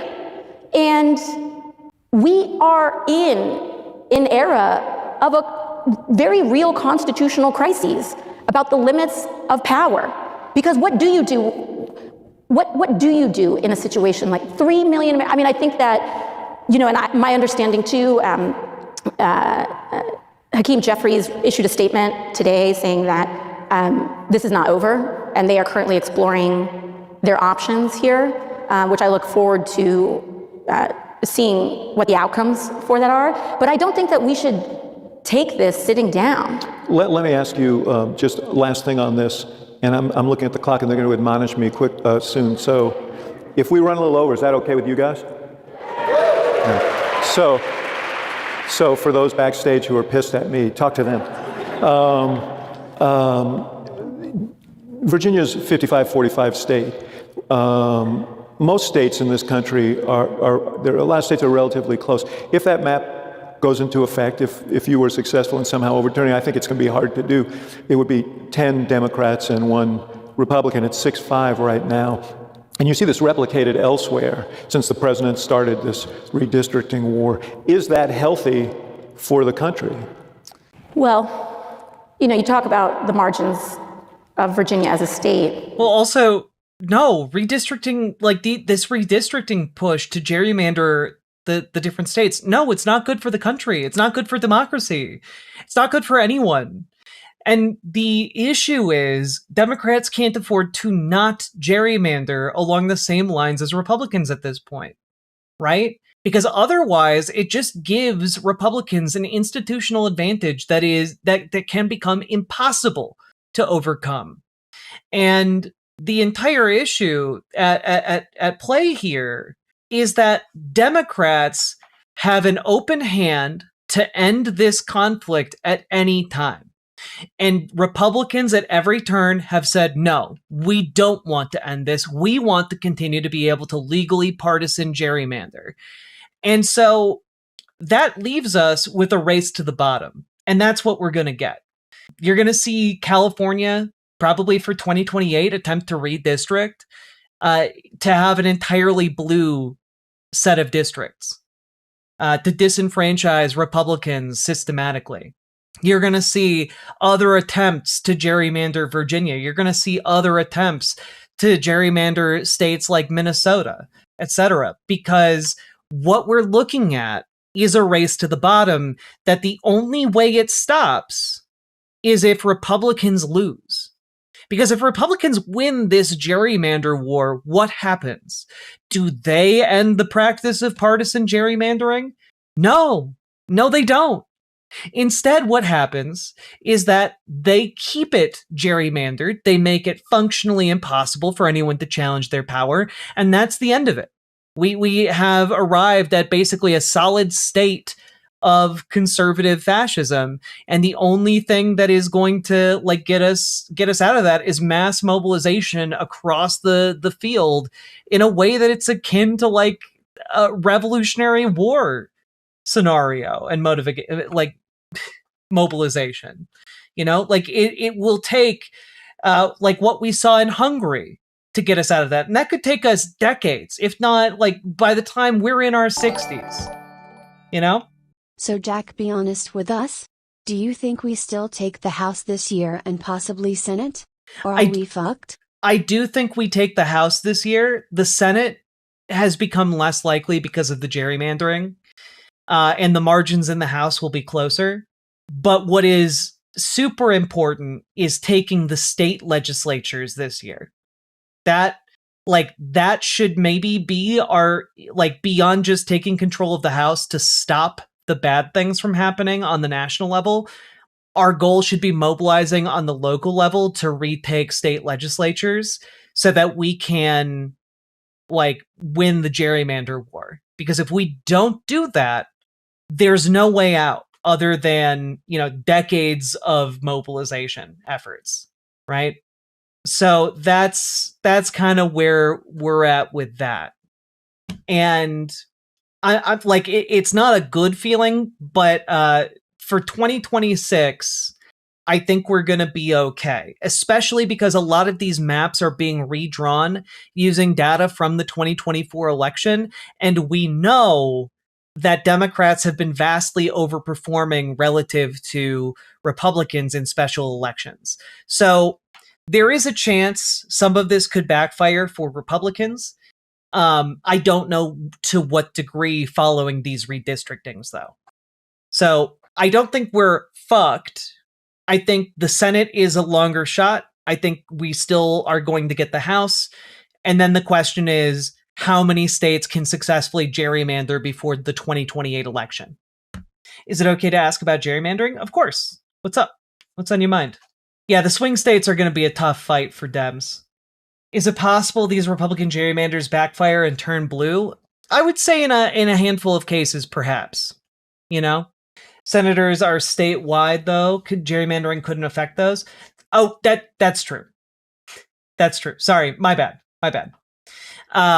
When it comes to senators, stuff that fucks with elections can have a depressing turnout effect. So, like, it's really going to. It's going to depend. It like if people are motivated to turn up to the polls, it could make the Senate less of a toss-up. But it was always going to be a long shot for us to win the Senate. I'm hopeful we can, but it's a bit of a long shot. But as a country, we are a 50-50 country. And so we need to look. Yeah, Winby, I read the Politico article about Sebastian Gorka talking about how trans ideology is now akin to being a terrorist. Look at these redistricting fights less as Virginians, Texans, New Yorkers, and more as Americans. And I, as well as many others, believe in nonpartisan gerrymandering. I don't think that elected officials choosing their voters is healthy as opposed to voters choosing their elected officials. And that's what gerrymandering does. In the present environment, however, when you are seeing states like Tennessee want to wipe out every black representative on the map in these states, we have an obligation as Americans to stand with black Americans and communities whose representation is being disenfranchised. And so if Virginia were an island or a country unto itself, no, it wouldn't be good. If New York was a country unto itself, no, it wouldn't be good. But I, as a New Yorker, have an obligation to stand with the folks in Tennessee whose political representation is being wiped out. I, as a New Yorker, have an obligation to stand with Texans. There's tough. I do have to say, I do think that guy the other day who was talking about seceding Memphis and the Memphis area from Tennessee into a West Tennessee, I do think that guy was cooking. And I do think that if Democrats really want to get serious about playing hardball, that's the kind of shit that they need to be looking to do with hopefully a supermajority in 2028. Further, I guess, gerrymandering in New York, would you encourage that? Absolutely. Absolutely. And by the way, one of the reasons that we got these compromises in the first place was because... Yeah, Mary, by the way, I've been impressed. Mary Peltola in Alaska has been overperforming last time I checked the polls. So I'm a bit more hopeful about Alaska than I was just a little while ago. In the past, there was this tit for tat, and eventually everyone got sick of it, and we started instituting some basic level protection. That was part of the mix in the historical context. For some of these were political compromises of the past. And unfortunately, it looks like we're going to have to relearn some of those lessons again. But we don't do it with an anemic Democratic Party that doesn't respond to clear. I'm just saying I'm more optimistic about this because you can see last year and a couple years ago, she's historically polled pretty neck and neck with her campaign opponent, and now she is polling at +7. So I do think that there is good reason to be pretty optimistic about Peltola and some seat flips in the Senate. Violations of people's power and rights. We don't do that by sitting it down. The gauntlet was thrown down. When Bernie Sanders was here, we had this interesting exchange, actually on the way here, because we rented a van. I heard the term gerrymandering a lot. It is becoming meaningless. Can somebody provide the meaning of the term? Yeah, real quick. Gerrymandering is the use of political power to redraw districts in order to benefit your own party. That's what gerrymandering is. It is essentially a form of political corruption to essentially weight the scales of democracy in your favor. That's it. And Republicans started this entire gerrymandering effort because Donald Trump asked them to do a mid-decade redistricting, which is very rare and uncommon. And Texas bent the knee and did it, and then other states did it in retaliation, and now the Voting Rights Act has been struck down, so the entirety of the South is now doing it both along political lines, but also along racial lines, which the Voting Rights Act explicitly prohibited them from doing since 1965. So hopefully that helps. And I did my first ever Axe Files podcast with Bernie Sanders on the way here. He almost wouldn't get in it because it was a Mercedes. So he said, I'm not getting in that thing. We had to negotiate. We had to drop him off 2 blocks from here because he didn't want to be seen in the thing. But I asked him about he had in the House, he had a relatively moderate record on gun control. He had to get a C rating or something, a C plus, or which when I was a student here I would have liked, but from the NRA. And I asked him, if you were representing your old community in Brooklyn and not Vermont, would you have cast those same votes? And to his everlasting credit, he said, probably not. Yeah, of course. And so what it speaks to is we're a big, diverse country, and we don't all think the same way about all things, but there are things that we share in common, things that you've been speaking to. But we've created a system. Barney Frank just wrote a book about this, who's sadly dying, the great sort of lion of the left from another generation, about this. We create litmus tests and we sort of vote people off the island if they don't agree with us on some things, even if they agree with us on the big things. How do you feel about that? How do you cope with that? How do you build a big coalition and yet still hold people to litmus tests on a variety? And I feel strongly about gun control. We're on the south side of Chicago. But speak to me about this. I think one of the interesting dynamics in politics, whether you're an elected official, whether you're a voter, whether you're an individual person, is that you're dealing with multiple things, multiple tensions at once, right? There's your convictions, and there's the community that you're in, then there's the city or the town, the state, and the country. And in the most literal sense, my job is to the people of New York's 14th Congressional District, point blank period. At the end of the day, in our political construct, those are the folks that hire or fire their elected official. And my first and foremost primary job is to advocate for them. And in a larger sense, we have to come together as a country. And so, do you have these conversations with people within the progressive movement? I mean, yeah, I do, but I think when it comes to other elected officials, it's like, here's the thing about litmus tests. I'm up for a litmus test every 2 years. And the people who put those litmus tests on me are my voters and my constituents.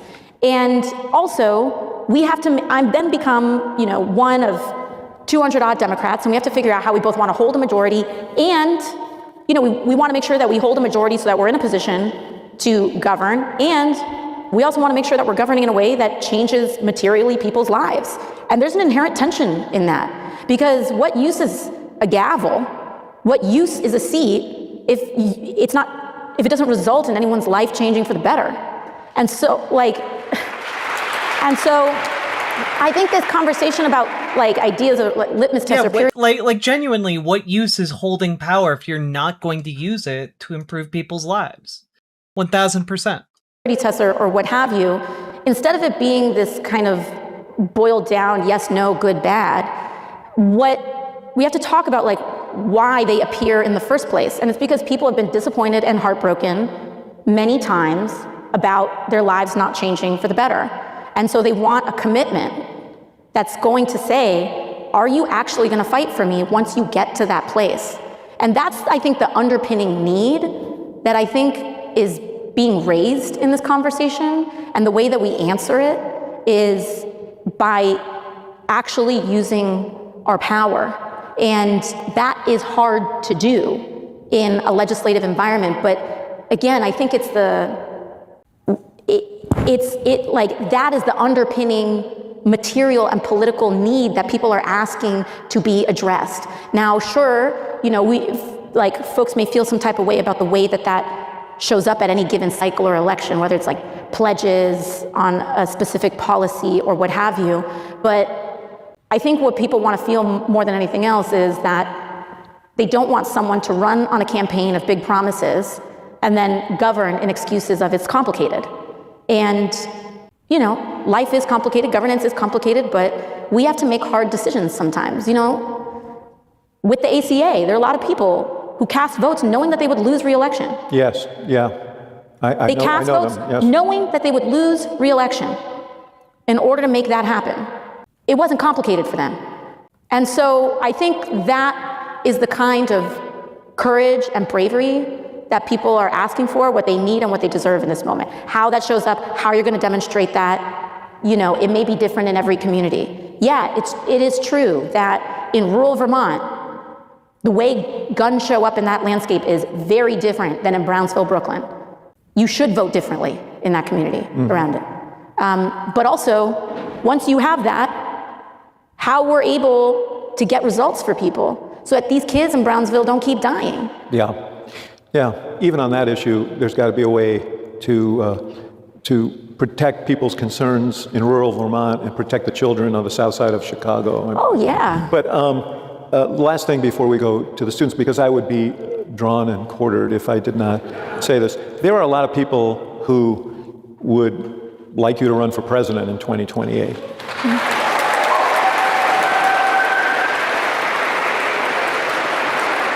Apparently some of them are here. And there are people who, there are others who would like you to run for the United States Senate. Senator Schumer's up in 2028.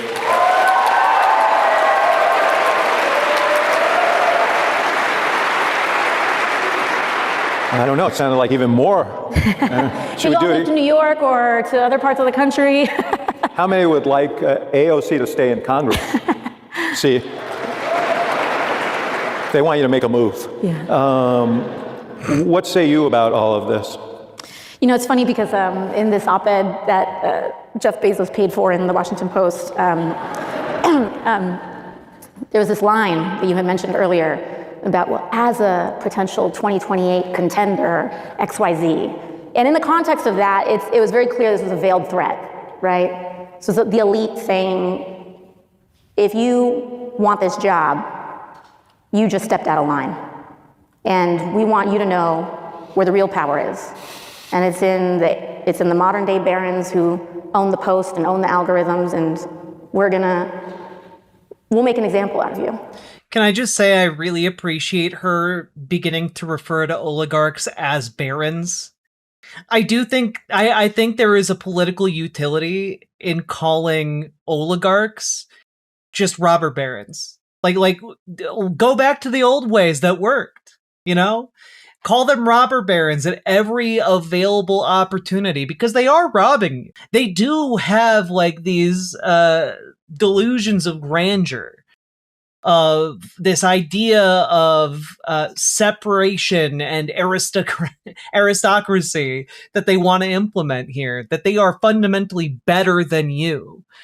And I think adopting the rhetoric that worked in the 1920s to call out this group of people for being robber barons that galvanized the working class movement of the 1920s, I think that's smart. I think it is good to resurrect terms that have useful connotations for us. And what's funny about that is that they assume that my ambition is positional. They assume that my ambition is a title or a seat. And my ambition is way bigger than that. My ambition is to change this country. And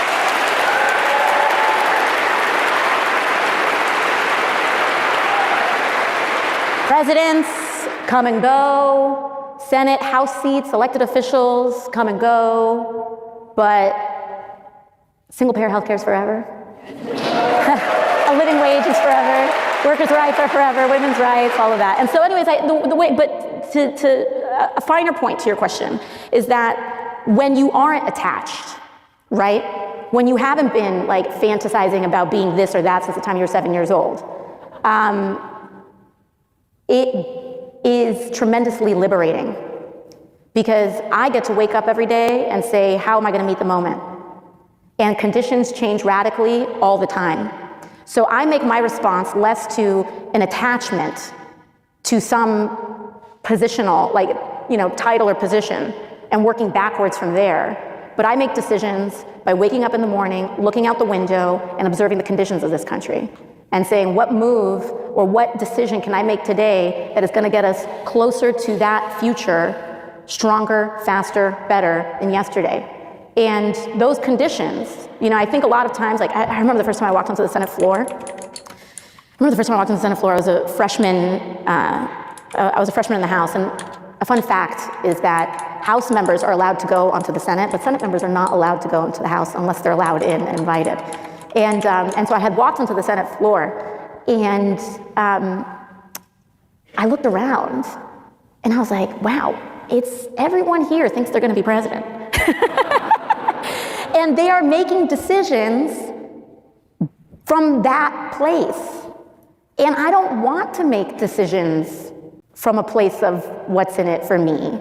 I want to make decisions from a place of how are we going to change the country? And so that's in response to people en masse. It's in response to the numbers that we have in the House and in the Senate. I count votes, I build caucuses, I help elect responsible and principled people, and I try to decouple our political system from money and politics. And so my decisions come from a very substantive place. And that's what goes into weighing it. And the great thing about that is that no billionaire can stop that.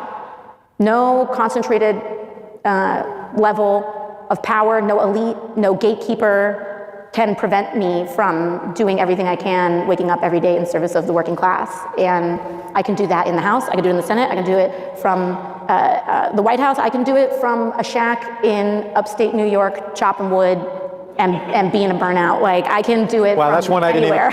That was one I didn't even think of. Well, if it makes you feel any better, and if you find this more liberating, I don't think you were going to get Jeff Bezos' endorsement anyway. So. Shucks. So we have 4 questions from students who I think are in the front row here. They were. I do have to say, that wasn't a no. That wasn't a no. That was instead a very strong, I don't give a shit what they have to say. They cannot control me. And I do think that's a pretty good answer. Like, if you are not in a position to definitively say you are not running, basically giving an answer about how you are not going to be cowed or controlled by, billionaire money into changing your mind one way or the other. And instead, your decision is going to be based on your position and the possibilities that are available to you to advance, like, the banner of the working class. Like, that's a pretty good answer. And it does make me think that she's going to run. Specifically because she is the most popular candidate in the Democratic Party by far. She is also, like, someone who's clearly able to live up to the moment. And I also just want to throw this out there again. There is a possibility that this is a unique opportunity for someone like AOC. Like, the confluence of political wins right now that have wine moms turning up to No Kings protests with some of the most radical signs you have ever seen, clearly Fed posting through it. The liberal establishment voting base has moved away from the likes of Chuck Schumer and Hakeem Jeffries. it hungers for someone new, someone who is going to push change, someone who is actually intent on bringing about that change. And not only that, justice to the people who have been harming us for the past 4 years. So I think that there is a unique opportunity here that will not be available again in 2032. And so I do kind of read this answer as like, I'm going to take into account like the actual playing field. I'm going to take into account how like my opportunities, etc. But like, it's not the worst decision in the world to run. And I think that she's someone who can recognize that. And I hope that if she does take advantage of this opportunity. Because obviously there will be other people who rush to fill the gap if she doesn't, but I do not have confidence that every single person who will be at the top of that pile will be doing so with working class folk at the top of their list of priorities. Or chosen at random, and I will say there may be questions about corruption elsewhere, but the staff and students at the IOP are impeccably honest. So this was a straight up random drawing. So I don't know what order I have them. Go ahead. Introduce yourself and let's hear your question. Yeah, absolutely. Hello, Representative. My name is Regina Bellamesta, and I'm a graduate student at the Harris School of Public Policy. As a Latina and a former waitress and bartender, it's such an inspiration and an honor to hear you speak. My question is about immigration. A record $45 billion has gone into immigration enforcement. How will the average American family benefit from this investment? And how do Democrats shape immigration reform moving forward? I think we're hard pressed to see how the average American is going to benefit from rounding up innocent people, building a mass surveillance state, giving impunity to folks that are shooting Americans dead in the street. We need to abolish ICE. And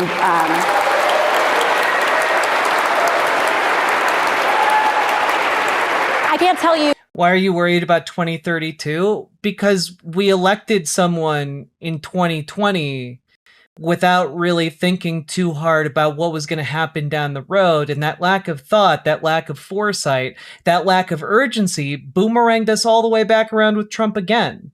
So like, there's a big problem here, and I don't want to make that same mistake again. How the average American is going to benefit from it, but I can tell you how we are going to pay the price. We're going to pay the price because $1 trillion was gutted out of our healthcare system to pay for an extrajudicial force that is building a mass surveillance database of everyday Americans, scanning your face, observing your online activity, looking at your purchases, without so much as a judicial warrant when they decide to bust into people's houses. But on a deeper level, what this is going to cost us also in our economic outlook and our humanity. First, in our economic outlook, one of the only reasons. Yeah, but Luck Dragon, we also intended to elect a president for 4 years in 2020. And then a lot of Democrats in the establishment said, you should go for another 4 years, Joe. And then he tried to do that. And it failed spectacularly in such a fashion that we now have Donald Trump again. And what I want to avoid at all costs is giving fascists a platform for another 4 years after whoever wins this election. Because there's an election in 2032. And it is not a guaranteed thing that election is going to result in a Democrat. Treating it as if it is a guaranteed thing, I think is a big problem. And part of how we wound up in this situation in the first place. That the United States outperformed the rest of the developed world in terms of how we weathered the COVID pandemic. Like there needs to be a Democrat elected in 2028 who's actually able to deliver accountability for the people who have wronged us and harmed us, who is able to deliver on abolishing ICE, who's able to deliver on like basic improvements to our system, to restore trillions of dollars in funding. Like there are huge promises that have to be kept by whoever is elected in 2028. And if those promises, if that list is not delivered upon sufficiently enough, we are going to get another fascist in charge who's going to be more competent than Donald Trump is. And that, I think, should be a terrifying thought to everybody, something we should all be on guard for. Because while it was hard for us, the rest of the world had it way worse. And one of the only reasons. I need an actual accurate introspection for what happened in 2016, 2020, and 2024 so badly. Not calling out why we failed is crippling progress. Yes. Well, and that's the thing, right, Sake Tanuki? Like, because there hasn't been clear communication about why these political endeavors failed, right? Specifically from establishment Democrats and the DNC, it has allowed for a variety of different theories to flourish and kind of take on a life of their own, right? I was just listening to Sam Cedar on the Majority Report talk with a journalist from The Lever, and they were talking about how essentially establishment lobbyists who are jumping into these races with super PACs and PAC money, and they are spending to support more establishment Democrats in the primaries. And the guy who runs this entire initiative is essentially, he's a billionaire entrepreneur type, and he just believes, again, hasn't seen the autopsy or anything like that. He believes that the problem in 2024 was that the party went too far left. He buys into this narrative. And there's no reason to buy into it, especially as it's very clear that the base of the party has shifted farther to the left as more and more time has passed under Donald Trump 2.0.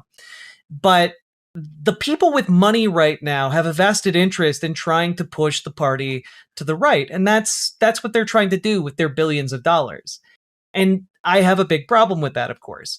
But also, I have heard the scuttlebutt that the 2024 autopsy was perhaps done by a friend of Ken Martin's. And this particular friend, allegedly, according to scuttlebutt from Pod Save America boys, they were talking about how we got kind of like this insider dealing where like a friend of his did this and did a terrible job, and like it was just so bad that it wasn't releasable.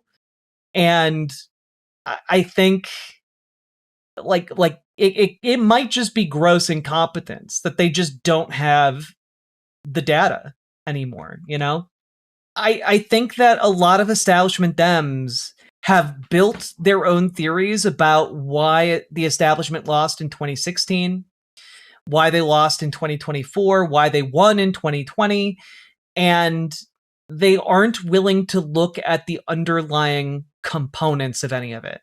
Like, they aren't willing to look at the role Gaza played in any of these elections. They're not willing to look at the role that, the talking about how we actually live in such a great economy. You might be feeling the economic pinch, but the economy is getting better. Trust us. Like, these things did a lot of damage, I think. And by not addressing trans issues, of course, I think that it left like this ideological real estate available for Republicans to build whatever the hell they wanted on it. And I think that in turn, like, allowed Republicans to launch like bullshit attacks that managed to either get people to stay home or turn out more of their own voters. And it sucks. And I wish we had a definitive document about it paid for by the DNC. But, all we got so far are lessons from Ken Martin. Just take him at his word. I do want to add, Ken Martin should be fired. Like, the level of gross incompetence displayed by him after his year-long listening tour and the abject failure to live up to his campaign promises, as well as like he's pretty much a non-entity in a way that we cannot afford. We can't be going into a gerrymander war period with Ken Martin at the helm. He's clearly not willing to play ball in the way that we need people to be willing to play ball. Like, Ken Martin should be fired. Like, gross incompetence should not be rewarded with apathy and indifference. Otherwise, like, genuinely, the Republicans have done the same thing with Sean Duffy. Sean Duffy's the transportation secretary, and he fucked off for 7 months to film episodes for his YouTube channel. Like, that's gross incompetence. He should be fired for that. Ken Martin should also be fired for the level of incompetence he's displayed. He did a year-long listening tour, and we got fuck all for it. That we fared the way that we did was because of immigrants. When you think about how immigrants show up in your life, whether they are your friends, your coworkers, etc., our healthcare system stands to collapse without immigrants. Our food system stands to collapse. Our housing system stands to collapse. Are we just going to become a revolving door every time we dislike the leaders whilst the other side has blind loyalty? Yes, because I believe in a democracy rather than building cults of personality built on bullshit. That's the economic point. Then there is the human point. What is it costing us as human beings and as a society? I just value actual money competent Ken leadership. Martin while doing literally nothing. I genuinely have no idea. Too much. It's too fucking much. To look the other way when women and children and innocent people and young men of promise are... Well, and establishment Dems do not care to understand the truth, in my opinion, because they have a monetary investment in not understanding the truth, right? In not understanding that progressive politics is what gives the Democratic Party its strength. And instead of like acknowledging that truth, they're going to war with the progressive wing of the party.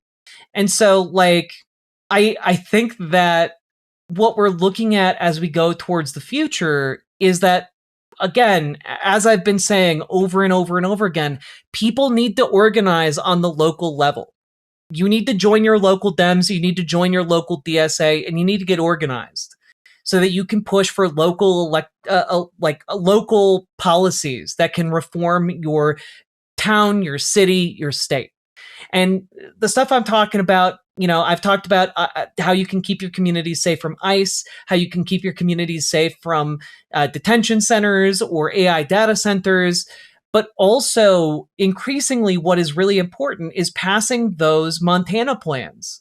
The Montana plan is an initiative from the Transparent Election Initiative that is going to and can keep big money out of politics, that effectively puts a not for sale sign on your politicians. And like every state should be passing this right now. I know right now Montana and Hawaii are in the process of passing it in two different ways. Montana is passing a constitutional amendment to their state constitution.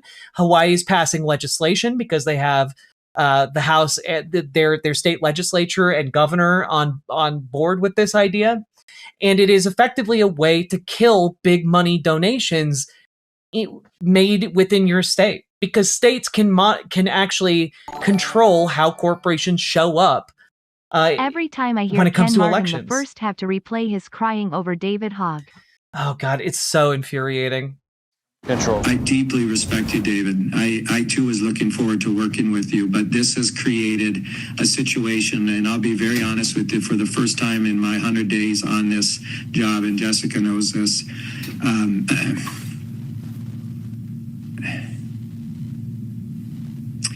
the other night I said to myself for the first time, I don't know if I want to do this anymore. You essentially... Like, this guy should not be in charge of the DNC. Destroyed any chance I have to show the leadership that I need to. So it's really frustrating. You've essentially destroyed any chance I have of displaying leadership. Part of being a leader is being able to absorb criticism and not letting it fucking destroy you. In response to this problem, what do we need to do?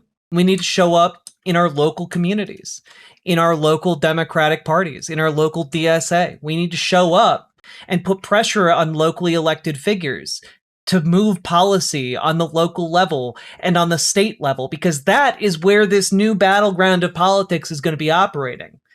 And the national political conversation is going to be a reflection of those battles on the local level. Dragonfly and Gamergy, excellent timing. You're both in chat over on riverboat.gg. So if you haven't joined your local Dems and your local DSA yet, come on over to riverboat.gg. It's right over here. It's the on-screen chat. You can talk to Dragonfly and Gamergy to get involved. And also, you can join our Discord, and we'll help you take those first steps in your local Dems and your local DSA, help you navigate it and know the ropes, all that good stuff. Go check it out. We need people to get involved because that's the only way we have hope moving forward as a political society. Are ripped off the street and thrown into a van and disappeared, and you never see them again. There's what that costs them, but think about what it costs you to look the other way. What does it cost us as a society that starts to normalize looking the other way? Then we start looking the other way as women bleed out in parking lots in states that have banned abortion. We start looking the other way as VRA districts start to get stripped out of our Congress. We start looking the other way as the free press becomes consumed and intimidated by the very powers that they exist to check. What does it cost us and you as a human being to look the other way? And so there's the economic cost. Your healthcare is going up. Long-term care for our parents and grandparents are going to skyrocket. It is costing us. It's already costing us. And then there's what does it cost our soul? Like, her rhetoric is so fucking good. It's so fucking good, guys. And that, in a political context, people think that that's naive, flowery talk. I don't think it is. Because what is all of this for if it is not to live a dignified life in a community and country of integrity?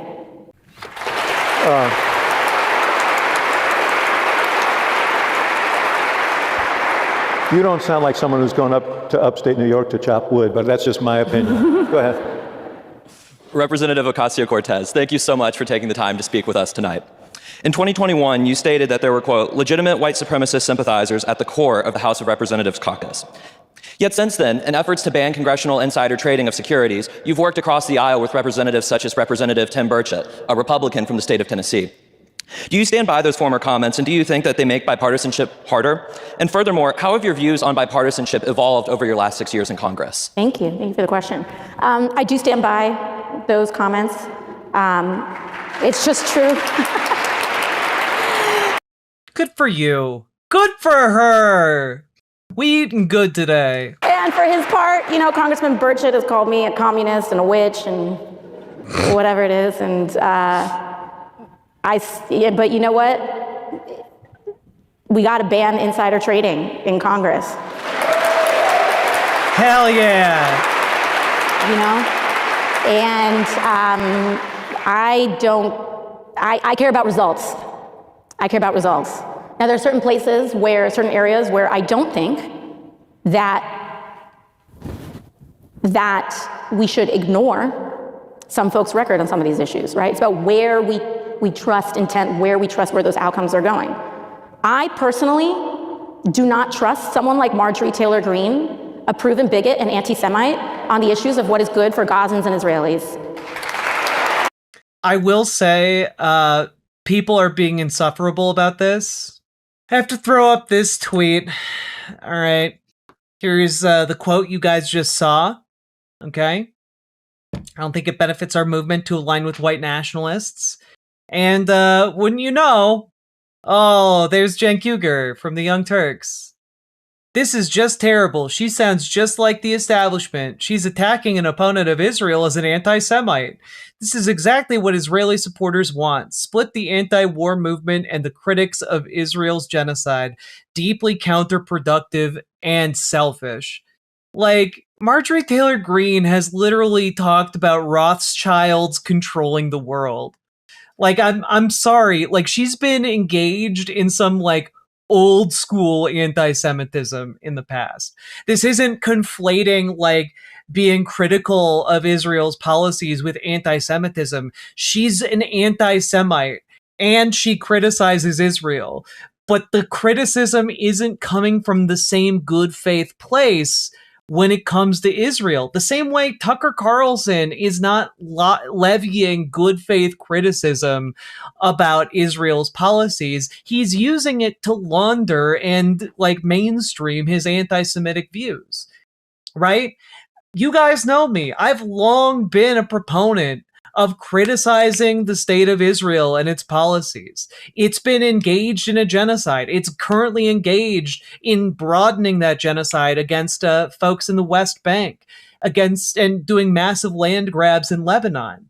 Like, you can criticize the country for that, but you also have to take into account, like, well, gosh darn it, wouldn't you know, the KKK is also very critical of certain institutions that are predominantly Jewish.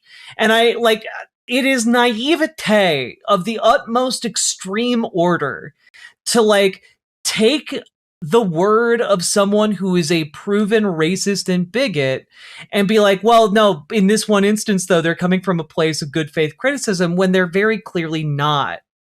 And so, I don't know. I like, man, how the Young Turks have fallen, you know? If only people really could have seen where they were going at some point in the past. You know, some pivotal moment when they lost their way. Live from the Polymarket studio in LA. Anyway. I don't think that it benefits our movement in that instance to align the left with white nationalists. I don't think a state referendum. My bad, Superjet guy. It serves us. And so I think it's about looking at the context, the place, the results, the outcomes, intentions, and where we think that train would go. But as far as what someone says about me, I could care less. And, I think it's really about what our outcomes are. And to be honest, there are some areas where things will not get done if they're partisan, because they are anti-establishment. There's bipartisan consensus on keeping and protecting stock trading in Congress. And so it's going to require a massive bipartisan consensus of people willing to come together across those differences to get it done.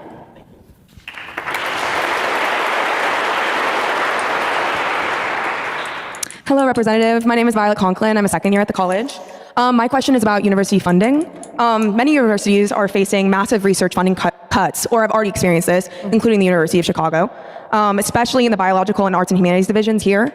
I'm wondering, how can we expect this research crisis to be addressed? Oh, also, like, just real quick, like, Marjorie Taylor Greene has, like, long been a proponent of the Great Replacement theory, which is, I really need to stress, and has been for the entirety of its existence, an anti-Jewish conspiracy theory. Like, the conspiracy theory of the Great Replacement theory is that a shadowy cabal of Jewish people, are wealthy Jewish elites, are bringing black and brown people into America to shift the electorate and make us weaker, feminize the country. That's why they are pushing LGBTQ content at the same time. Like, they want to feminize America and like take away what it means to be an American from the beleaguered white community.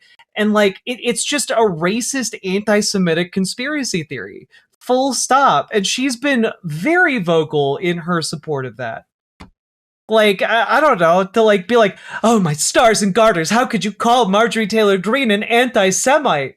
Like, come the fuck on. Like, Ryan Grimm even fell into this, and I was just so fucking upset to see it. Like, he was going and being like, Marjorie Taylor Greene gave up everything when she came out against what's happening in Gaza. And it's like, she gave up everything right now. What she is doing is trying to future-proof her political career. If you think that Marjorie Taylor Greene is gone for good, you're just wrong. What she has done is she read the political winds for the Trump administration and where things are going and said, yeah, I'm going to sit this one out and come back again later. And she then realigned herself with folks like Tucker Carlson. She realigned herself with where she saw the wind blowing online, which is Tucker Carlson, Candace Owens, And like, she'll be back in like another 4 years or so. She's gonna run again, and then she's gonna be hailed as like a, principled conservative for what she did here. But she's not doing it out of a place of genuine, like, concern for the people in Gaza. It's incredible to me. Some people who are veterans in this industry are just so easily fooled. In a post-Trump America. Mm-hmm. I sit on the Healthcare Committee and Energy and Commerce, which has jurisdiction over the NIH and much of this university funding. Finally beat out the ADHD and remembered to subscribe. Heart T4T support. Hell yeah, Chalupa Picada, thank you for the tier 1 sub. Very much appreciated. And first and foremost, the impact of these cuts are devastating, and we will feel them for a generation. What gets turned off in 4 years does not get turned on in 4 years. That money could turn on, but the cost of those experiments. Oh God. Just fuck me. Granted, this is from last year, but like, fuck, man, Democrats need to actually learn how to play ball. Being shut down, research being cut off, the continuity of science matters. As someone who's had a background or a care in terms of scientific research, there's certain things you can't just like turn off and turn on again, and it's as if nothing happened. And so we are, if anything, it will require not the same resources as before, but likely far more resources than before to even try to catch up. But on top of it, a lot of these cuts and abuses of power were based on norms. And they were norms that were respected for a long time. And I think it's time for us to revisit what statutory protections can be put in place, and we need to put some more, I think, barbed wire around our institutions that are powering. Is Ryan Grimm intellectually lazy? I wouldn't characterize Ryan Grimm like that. I just think that Ryan sometimes gets a bit chummy with some of these folks, which gives him some significant blind spots, if that makes sense. American progress. When we talk about powers as a nation, a lot of times people focus on military power, but technological power, cultural power that emerges from free speech and a vibrant society of healthy discourse are just as much a part of the picture. And we have to protect and put more protections around scientific research. And to allow this to happen is just deeply, deeply devastating. And so we have a lot of work to do in not taking what we had for granted statutorily and starting to codify what we once thought were norms into actual hard protections.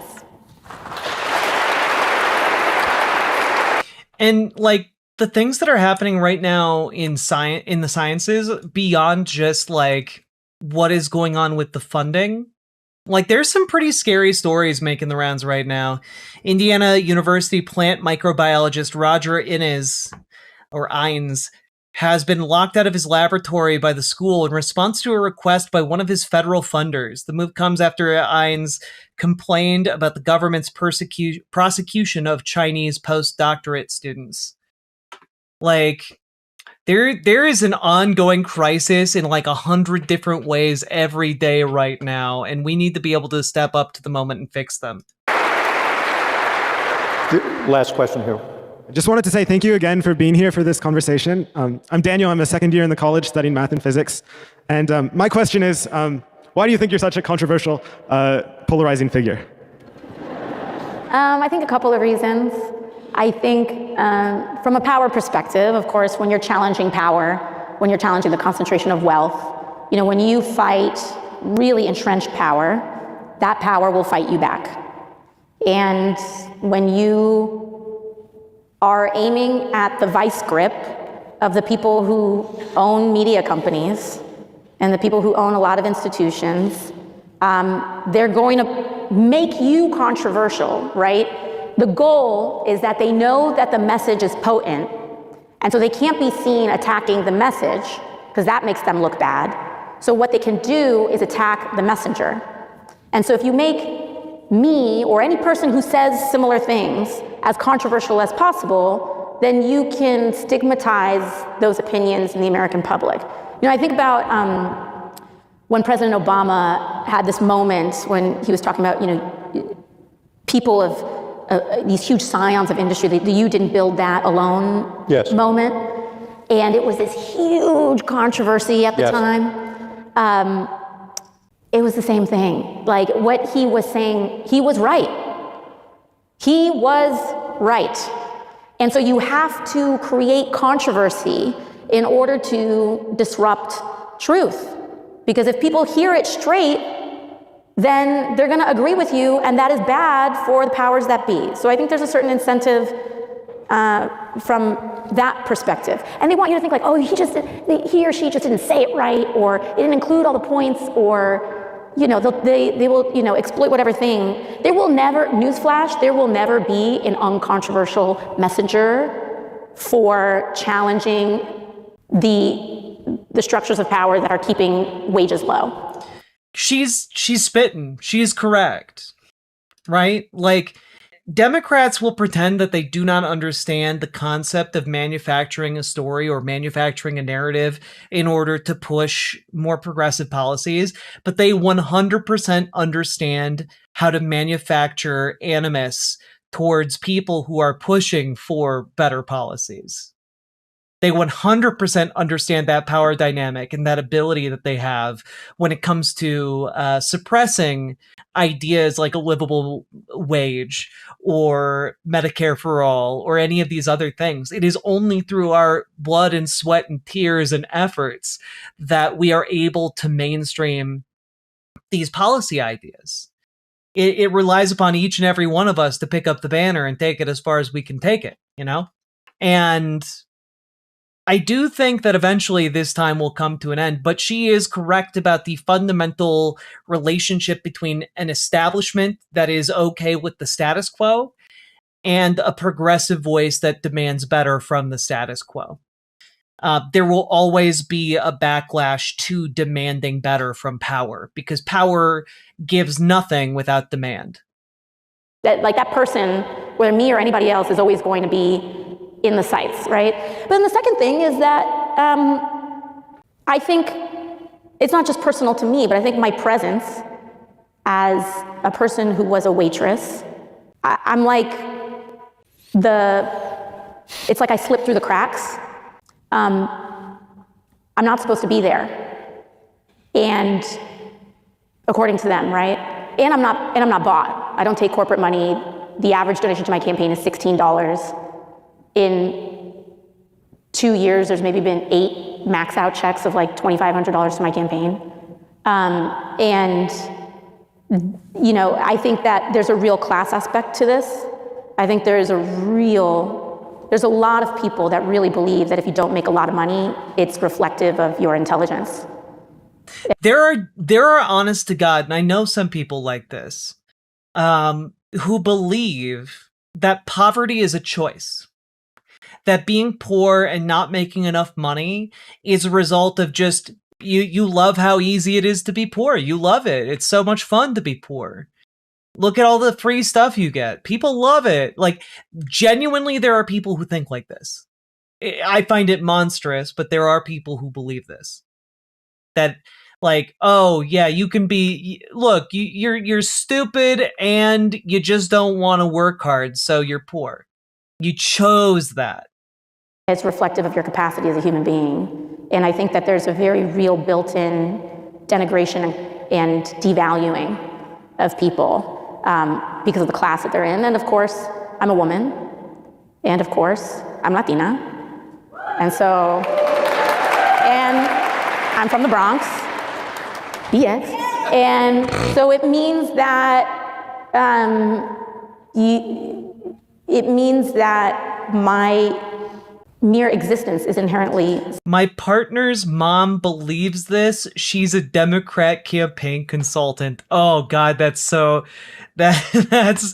That's gonna turn me into the Joker right there. Subversive in the place that I am. And so, I mean, listen, it's misogyny in politics is like one of the strongest forces that exist. And it's not like just, I'm not even talking about baked in biases. It's just also a form of structural power. You're challenging power. And the way, you know, when you are wielding power on behalf of your constituency, it looks different. I think sometimes it's inherently seen as very disruptive because I don't approach power in a patriarchal way. I don't believe, you know, in domination, authoritarianism, in top-down leadership. I believe you wield it differently, and it breaks people. And I also don't act in the way that women are supposed to act in a society like this. Like, you know, you're coming at me crazy. I'm not going to be deferential to you. My job is not to make men or anyone else. You know, my job. No, like.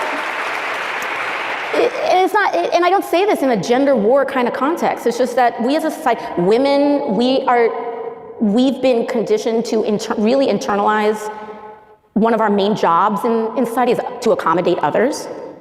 And I think that when you're a woman that has strong boundaries and you say, actually, I am your equal.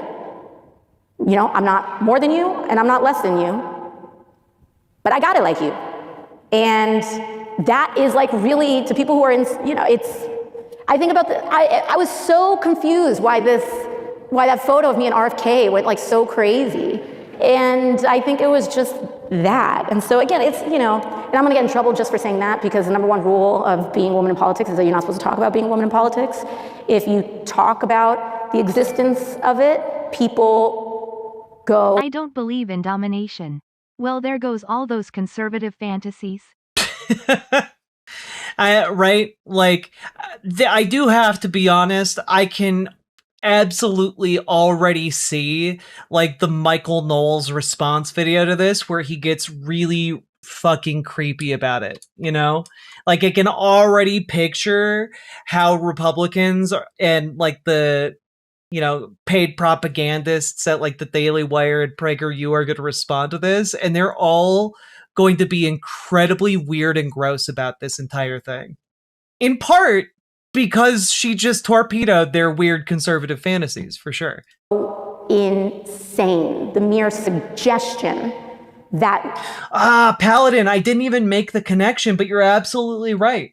There's a connection between the idea that, like, you know, being poor is a choice, and like, and like poorly reflects your intelligence, and prosperity gospel, which is essentially like if you were pure of heart, you do, you know, what Jesus tells you to, you will gain wealth. And obviously, if you're poor, it's because you're doing something you're not supposed to. There's absolutely crossover there as well, significantly so in America. Any institution or that like it plays any role in our politics makes people apoplectic because they take it as a personal insult. But I mean, you know, I'm a waitress, I'm from the Bronx, I'm a woman, I'm Puerto Rican, I'm gonna get in trouble because I'm not supposed to say any of those things. Also, if there's anyone who knows exactly how like creepy and condescending people can be, it's people who worked as waitresses, you know? Like, my God, I bet she has some stories she could tell you, you know? Things, right? We don't see color here, we don't see gender here in our politics, right? But, you know, I think that, and I come from a working class background, right? A lot of our institutions are from a certain socialized elite.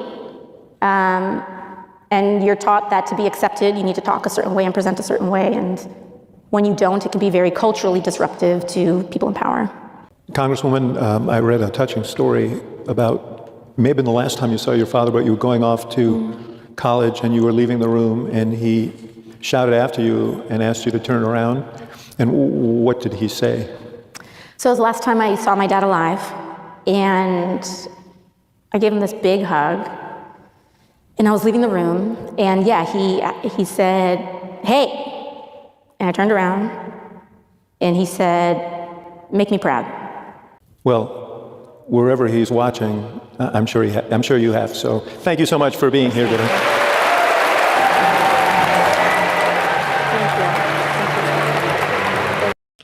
God, I know, it's making me tear up a bit.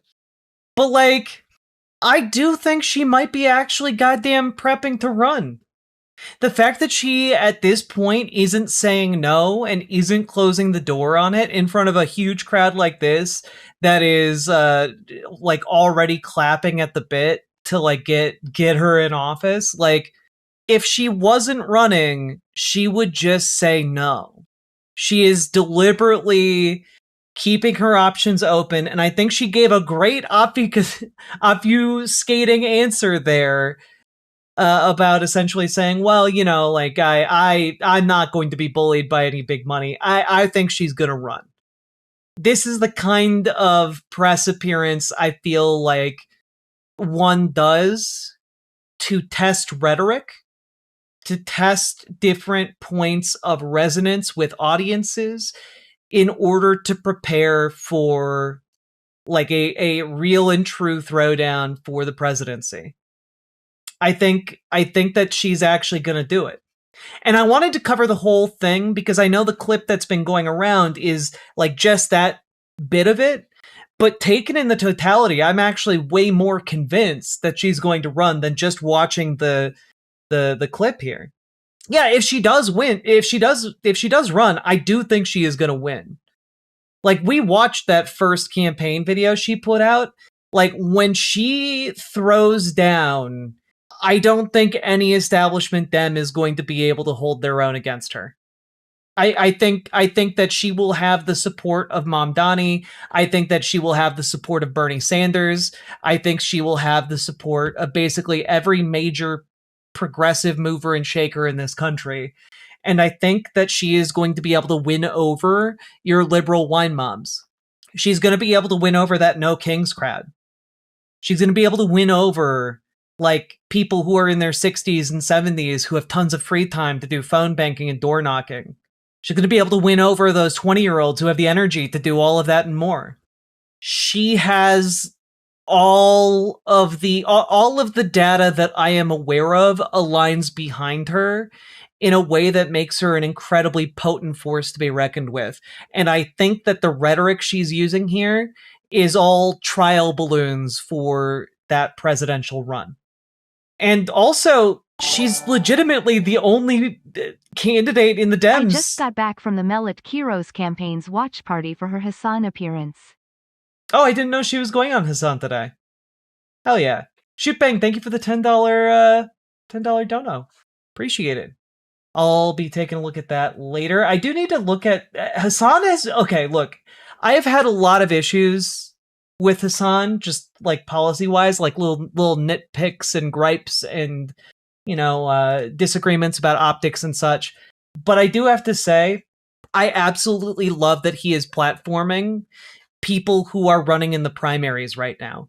I think it's maybe one of the most important things that's happening in politics right now, which is the breakthrough of these candidates onto live stream shows, the audience of which is highly motivated to get involved in progressive politics. Hey. I think he's doing some genuinely deeply valuable work, and I support that. But yeah, I think AOC is gonna be running, and when she does, it is gonna put a lot of establishment Democrats in a really uncomfortable position when she does. But I think she's got the ability to rein them all in and get them behind her, even if they are defeated by her in the primary. I don't think it's going to be a Bernie 2016 situation. Sometimes I dream of what something like Jack is doing here could do on a platform like Hassan's. That is why I keep saying one day we're going to be bigger than Hassan, baby. Bigger than Hassan. Let's go. She will outraise Harris without taking any corpo money. She genuinely will. It's going to be crazy. So anyway, folks, if you got anything out of that, hit the like button, hit the subscribe button, hit the follow button, do the things, leave a comment. Comments longer than 8 words really help in the algorithm. And also organize. It is better to get organized now than to be getting organized after the midterms, okay? We want to get as organized as possible for the midterms, and that sets us up really nicely for 2028. So get organized in your local Dems and your local DSA today. If you need help, join our Discord, reach out to Dragonfly for help with your Dems, reach out to GamerG for help with your local DSA. We can, in fact, get you involved if you are unsure where your first steps are. And last but not least, folks, check out ImogeneOlivia.com. It's gender euphoric lingerie designed from the ground up for trans femmes. Also tested with cis men, cis women, non-binary folks. It looks good on everybody. It's sexy, it's comfortable, it fits, and it's non-tucking lingerie. Go check it out, ImogeneOlivia.com. Link down in the description. Let's keep on going. Riverboat Jack is coming to town. All the viewers gather round. Twitch and YouTube and swishy streams. All that content is bursting the scenes. Politics, being, plenty more. Your sense of fashion, you'll adore. So grab your stuff and hop aboard. We're going straight to Jack's